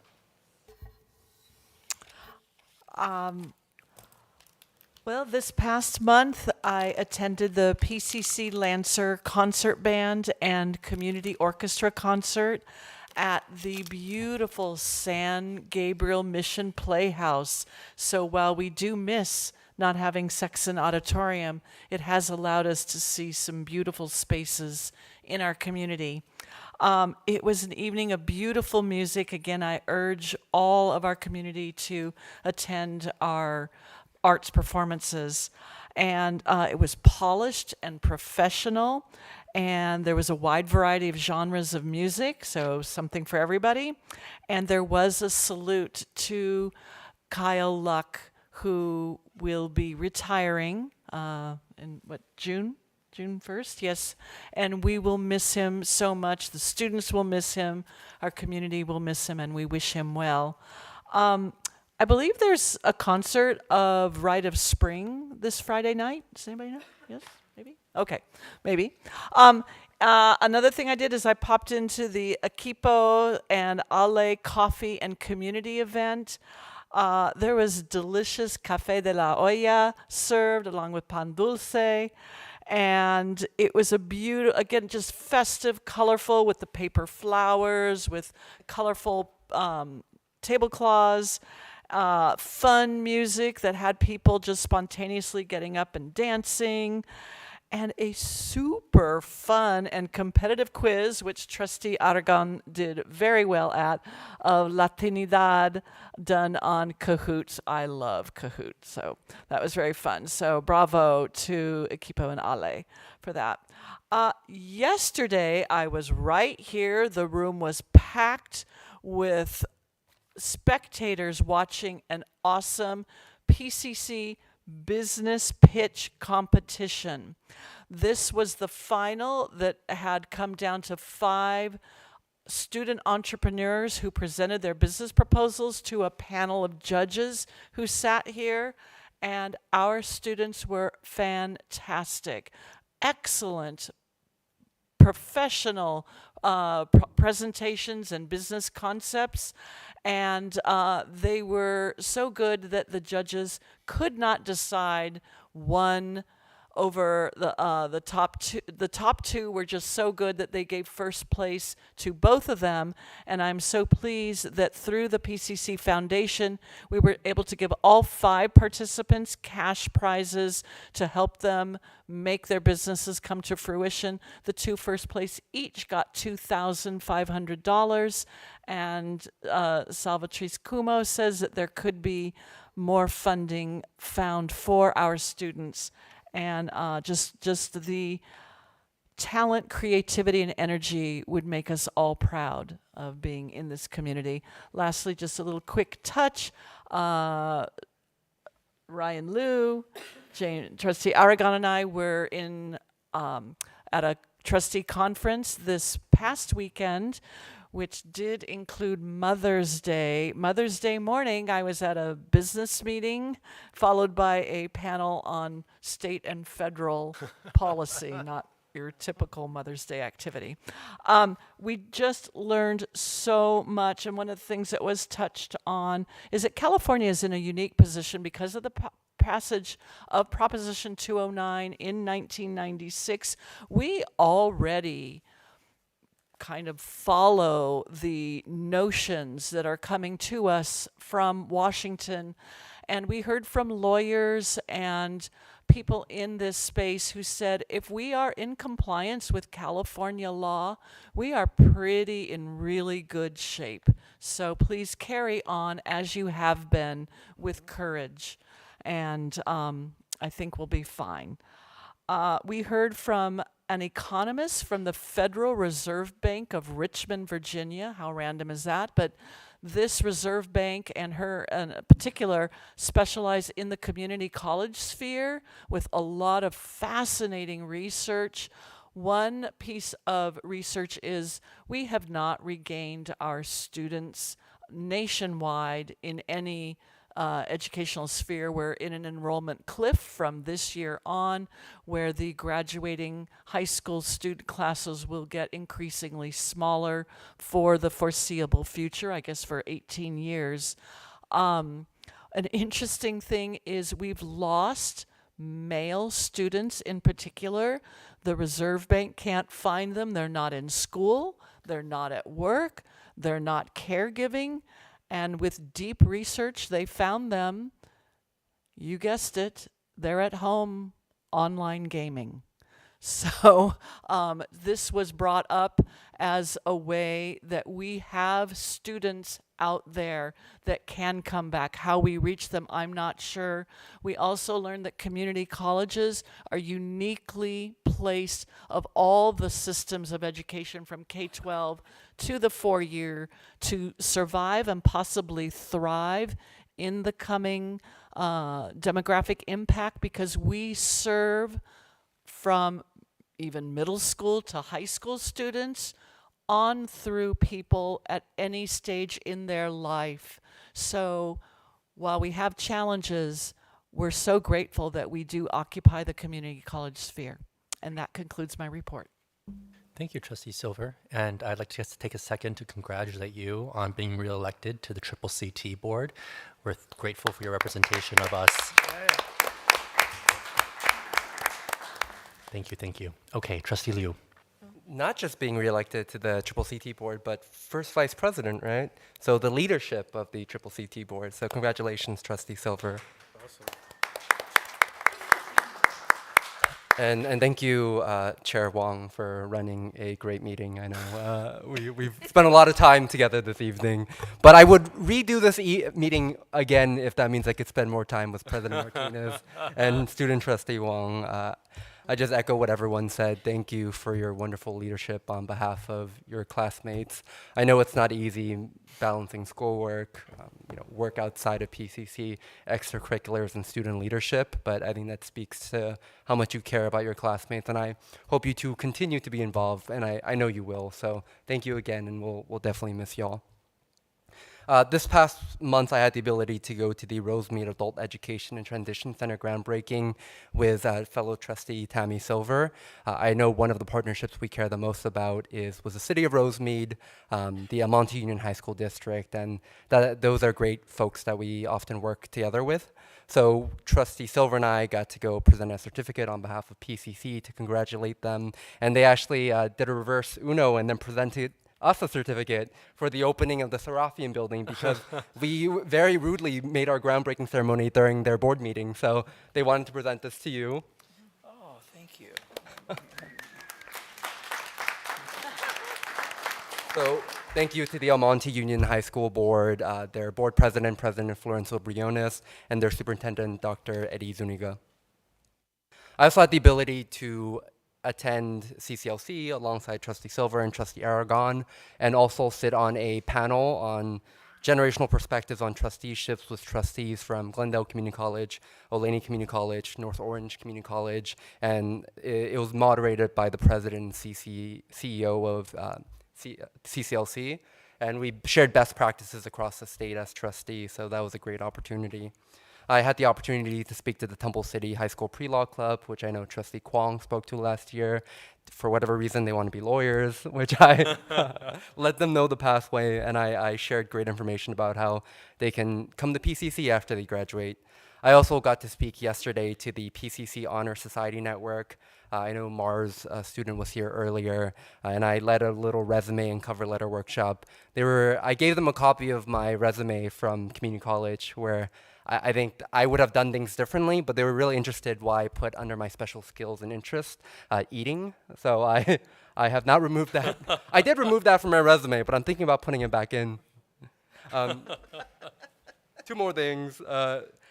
There's a group of great volunteers putting together a benefit concert to help survivors of the Eaton fire. The concert is called Dawn Over Dina. It's a cross-cultural evening of music and dance to support those impacted by the Eaton Canyon fire. It's Sunday, May 25th at 7 p.m. Some of the acts include Hiroshima and members of Ozomatli, and it'll be at the AGBU Vach and Tamar Performing Arts Center in Pasadena. Tickets are $50, and you can get them at dawnoverdina.net. And again, it's Sunday, May 25th at 7 p.m. And if I could take a moment just of personal privilege. Earlier today, I was actually up at 6 a.m., so it's sort of been a long day. I was at the funeral and burial for my grandmother, and I just wanted to share a little bit about her because she's been on my mind, of course, today. So my grandmother, Jinghui Lam, or I called her Ama, which is grandmother in Mandarin Chinese in my very Americanized accent, and I promised her I would practice my Chinese more. My Ama was born in 1927, so a couple of years after PCC was founded. She was born on the other side of the world in Cambodia, and it's funny how I ended up on this board because my grandma was an educator. She taught at a Chu Chao school for my family's Chu Chao, which is a minority group in Cambodia, and I think she would have been perfectly happy living in her home country for the rest of her life. But like a lot of people in the world, there were circumstances outside her control. The Cambodian genocide happened when she had 10 kids. And in order to guarantee the safety of her and her family, because the Communist Party was going after Chu Chao people, They fled the country by foot and by boat following the Mekong River. They ended up staying in Vietnam, Taiwan, and then ended up in the United States. And I don't think my grandma's a victim. She's obviously a survivor. She lived to 97. But I do think with our mission as a college, I think about people like her who, because of forces outside their control, they had to adapt and they had to have resolve and they needed to survive. And I think right now in this country, in this world, there are also forces outside of the control of a lot of communities where they have to react and respond and survive. And I think about the position that we're in as a board and all of you as our great faculty instructors, having that actual opportunity to make a difference and make the lives of people like my grandma better. And she had passed away a day before a subcommittee meeting, and of course today I gave the eulogy and made sure she was safely buried. But I didn't want to miss any of this meetings. I didn't want to miss being here because I know that's the work she would have wanted me to continue doing, and she barely understood really what I was doing as an attorney and on this board, but she knew that I was giving back by being involved in the schools. And she always, told us the importance of civic engagement. And the last time she ever voted was a vote for me as a trustee. So I'm just really grateful for her legacy. And I just wanted to mention that and say, I love you, Amma, and I hope we can all make you proud. And that concludes my report. Thank you, Trustee Liu, and thank you for sharing your Amma's story. It is one of strength, beauty, and fortitude, and we are grateful for her impact on you and the story that you carry through her and into us every day. So I'd also, if it's okay with you, would like to also recommend that we adjourn later in memory of your grandmother, Ching Hui Lam. That's incredibly generous. Thank you. Thank you, Trustee Liu. Okay, I'm going to head over to this side of the dais and I'll go to Trustee Aragon. Okay, so I know we're close to the end, so I'm going to take a long time. Kidding. So I'm going to go quickly through the things that I was able to attend, and I'm going to talk a little bit about the CCLC. But quickly, I was invited along with my cousin to do the LAist evening that honored Larry Mantle and Cheech Marin and his work as the art collector for the Cheech Museum of Chicano Art. So I want to thank the foundation and Frank Cardenas in particular for inviting me. It was at the Palladium. My cousin was having flashbacks, and so was I, because I hadn't been in the Palladium since I was a young college student, so it was cool to be there. Thank you, Kipo, for organizing the cafecito for the community, and for my nephew who I brought, Christopher. I'm very proud of him. Speaking of family, he's an awesome young man. He's going to be graduating soon, next year, and he'll be looking at doing the fire department. So he's going to firefighter. I attended the dual enrollment recognition, so thank you very much. You organized the dual enrollment recognition. I did get to visit the Roosevelt site. I mentioned to Dr. Gibson that it was in his area, but I got invited to visit the site that eventually made it to a historical designation, and so the city's now handling it as far as what's going to happen with that property. I was able to attend Dr. Sylvia Toscano's organization of the Indigenous Circle, so thank you, Dr. Sylvia Toscano, for putting that together. The PCC Adjunct Breakfast, it was delicious, and thank you for so much as an adjunct professor at another campus. I just want to say thank you for honoring those, our wonderful adjunct.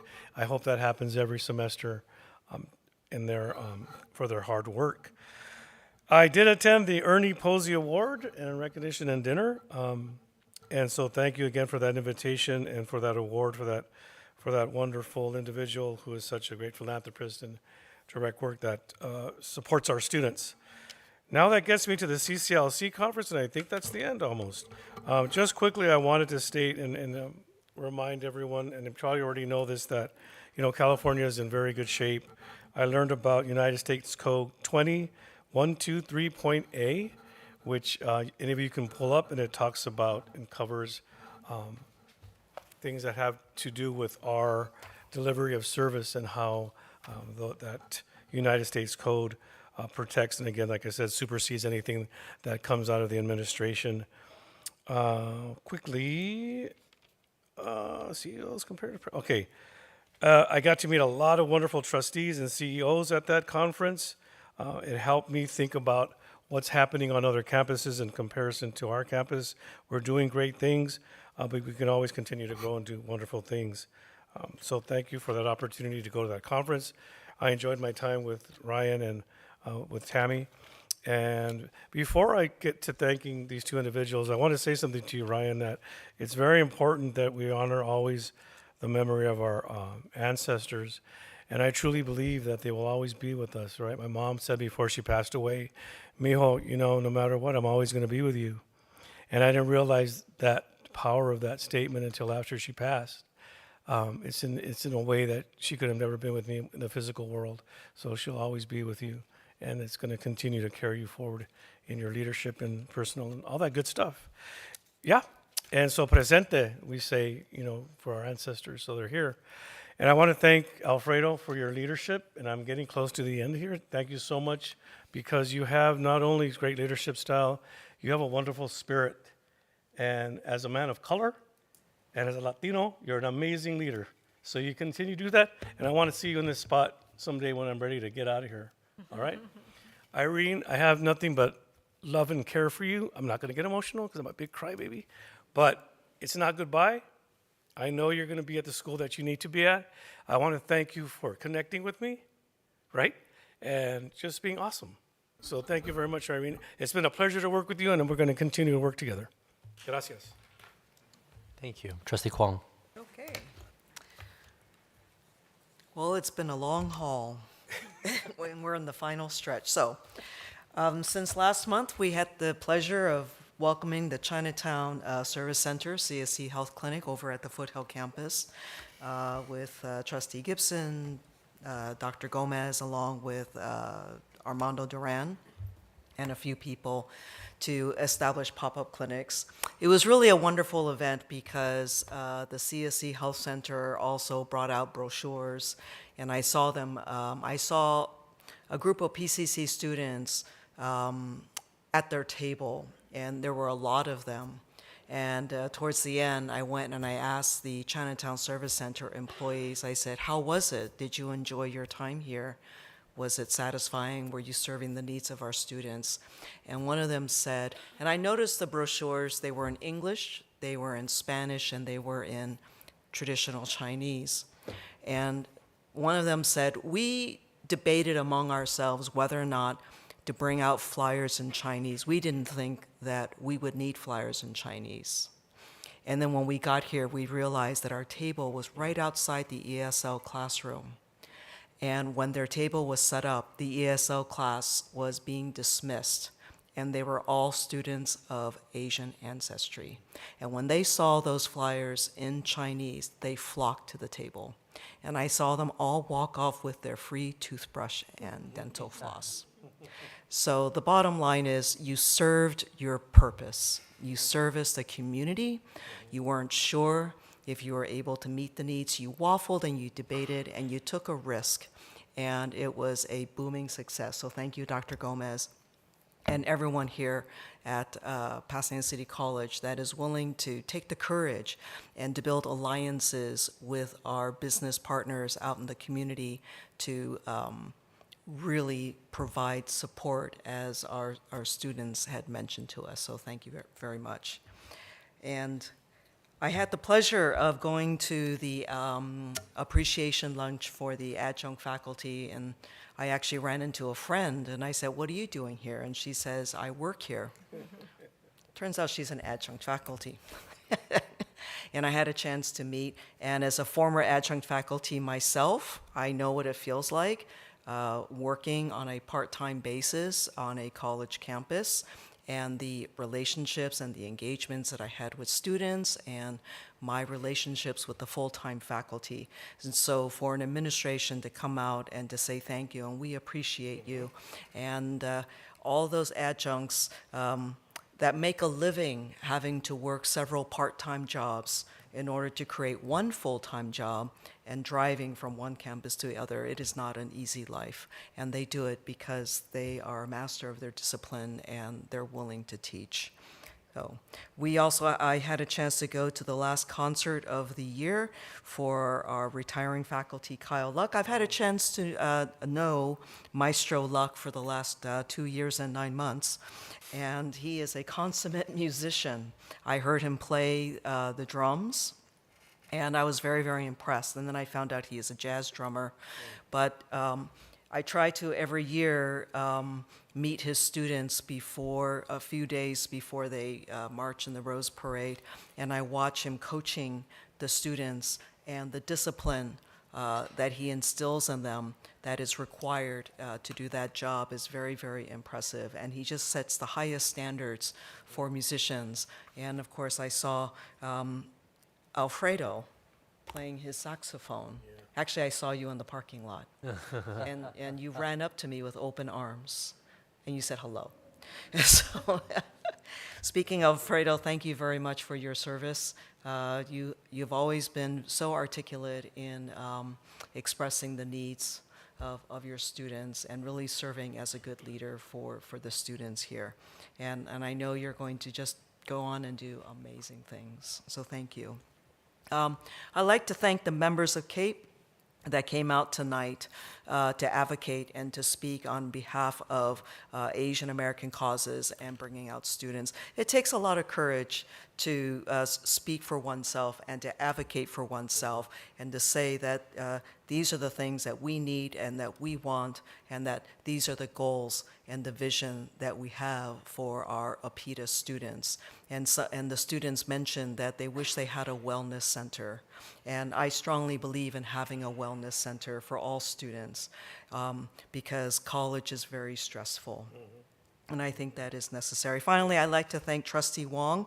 I will never forget the time I offered to walk you to class, and I thought it would just be a few steps away. And then about 15 minutes later, I said, "Where are we going?" And you said, "We're almost there. Do you need to sit down?" I said, "I could do this. I can walk all the way." No, of course not. No, no. But it's in times like these where you get to know the students for which I serve, and to see life, and to actually see their classroom, to see the journey that they take, and to walk in their footsteps, and to walk behind them and try to keep up with them, to make them late for class. I'm really sorry. I made her late for class because I talk too much. But it's been a pleasure to work alongside you. You're such a bright and intelligent, articulate woman. And I just see that as you go off, as you transfer, all the lives that you will impact in a positive way, all the people, the new people that you're going to meet, and the first impressions and the last impressions that you make for people as you move on. So thank you for the privilege for allowing me to be a part of your life for this brief period of time. Thank you. Thank you very much, Trustee Kwong. Trustee Chanao. I'm going to make it very quick because we're hitting 10:30. So I'm going to try to be done by 10:30. No, I'm just kidding. They say that in life, you're the average of the 5 people that you hang out with the most. And I think that on this board, you could see that the average of the intelligence, the dedication of my fellow trustees are so reflective of how we are as the board. And I am just very honored and privileged to be among all of you who are so dedicated to what I would like to say the cause, right? The cause of higher education, the cause of access, the cause of being able to be a public servant. So thank you for allowing me to be part of this incredible group, whether it's our student leaders, whether it's our new trustees, or whether it's Dr. Gomez and his administration. Again, I want to thank you as we come to the end of the academic year. And as we go into the end of the academic year, I hope you're studying for the finals to the students, out there. And I wish you all the luck as you hit the books for the next 3 weeks. That's the end of my report. Thank you. Thank you very much. Trustee Gibson. Yes. I also want to thank the students who shared their time with us tonight. I want to appreciate the current leadership of the student body who came and shared their reports and concerns with us. It was great to hear them, and it's been great to work together over the past year. I've worked with several student leaders over the past year, Sydney and Astrid on certain environmental projects, and I really appreciate all the leadership of AS, and I'm going to miss working with the two of you, AS president, our student trustee. It's going to be, it's really something I'm going to miss, the ability to work closely with you and have you share your thoughts with us and hearing our thoughts. And that's going to be, it's going to be hard to move on to our next, the next class. But thanks so much for all that you've done with us. I was happy to attend the PETA Heritage Month kickoff. There's great performance there, and we had Christina Wong who performed, and we even had a little karaoke performance that we could participate with. It was a really fun time and a great kickoff. Thanks to CAPE and IEDJ for organizing that. It was a wonderful event. The dual enrollment graduation, Northwest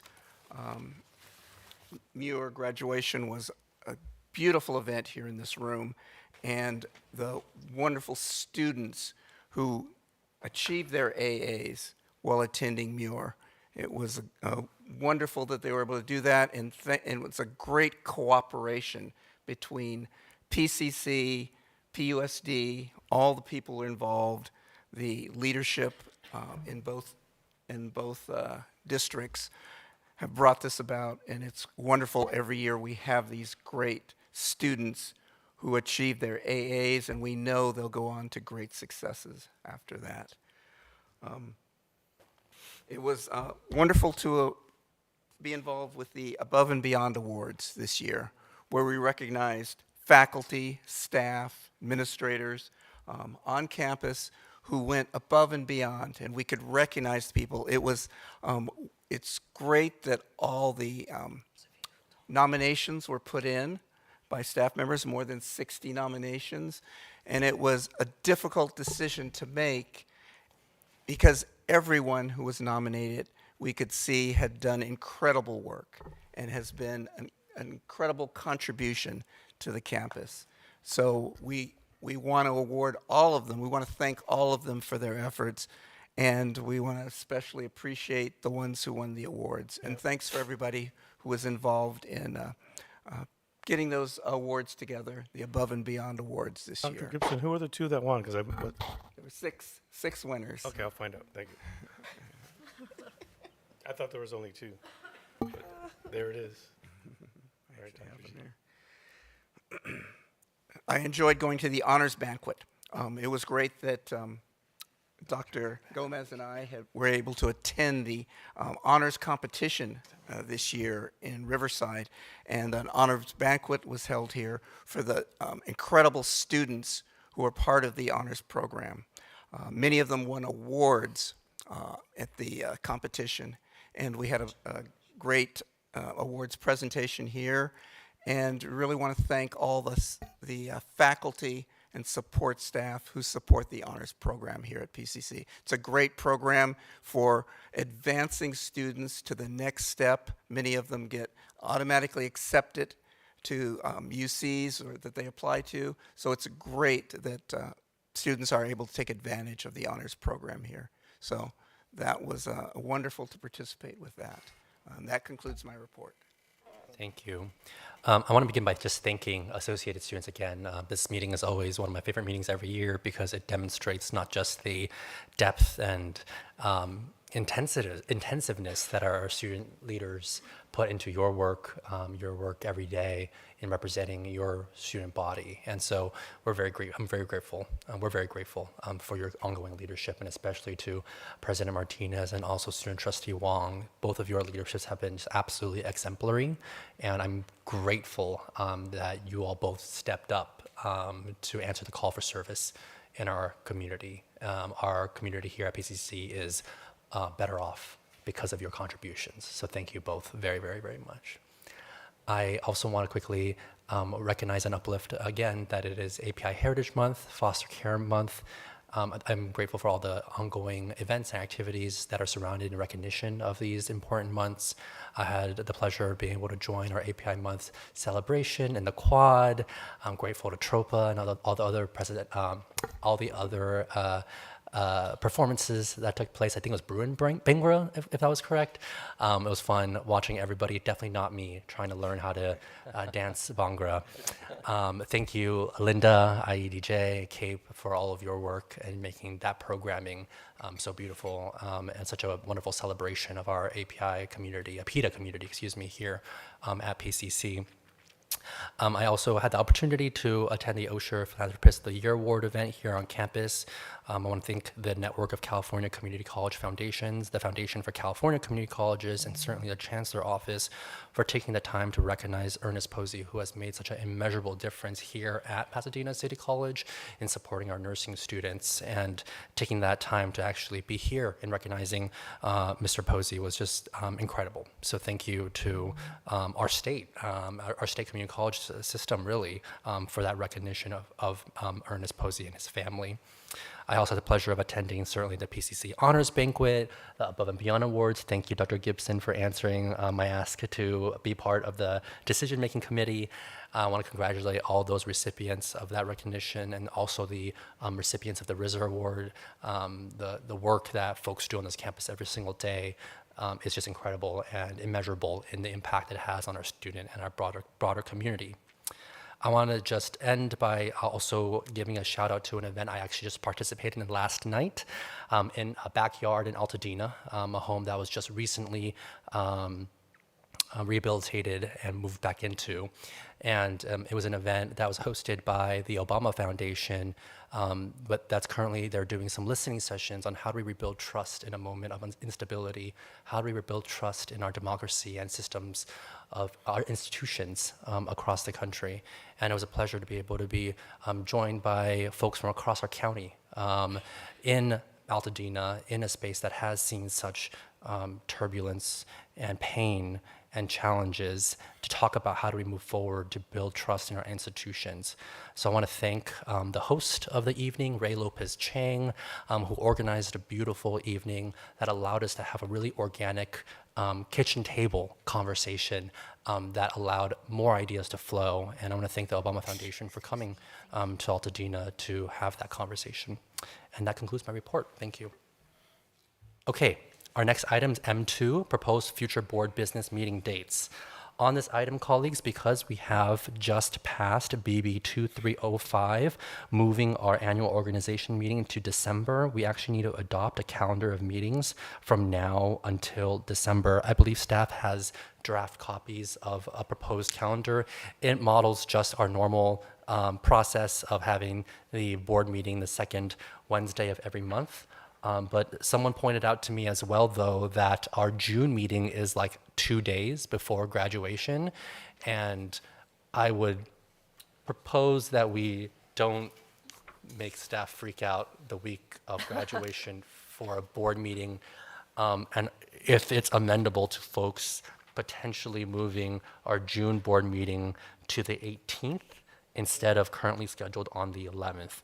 The 18th would not conflict with that graduation week, and it is the day before our Juneteenth observation, so before the holiday.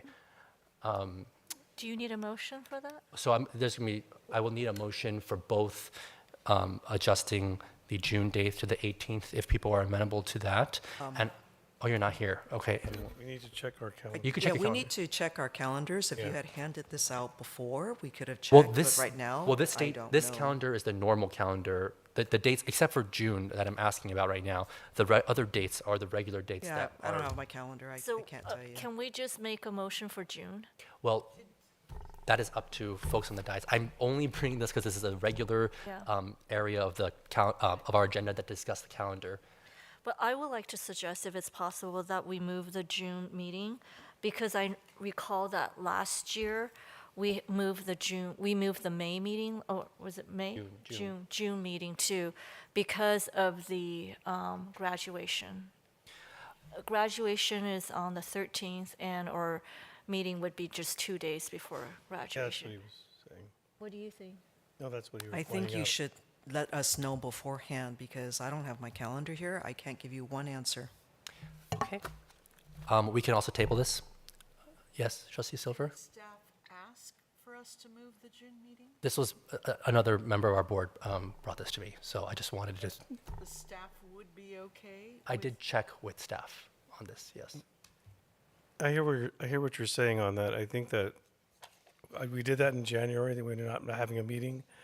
I mean, I'm okay with that date personally because I have my calendar with me, but I just would say with the rest of the colleagues, where are we at with this? Okay, we 'Cause can I- also move this offline if that is amenable to folks, and we can approve the rest of the calendar at our next meeting instead of right now. Yeah.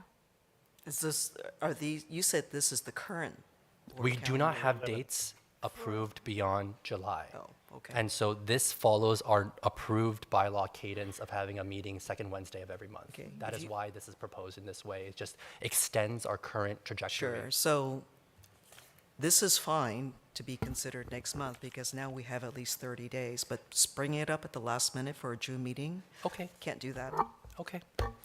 Well, All right. you know what, I'd like to, well, I think part of that too is that we didn't, when we had, I don't recall when we had the graduation time out.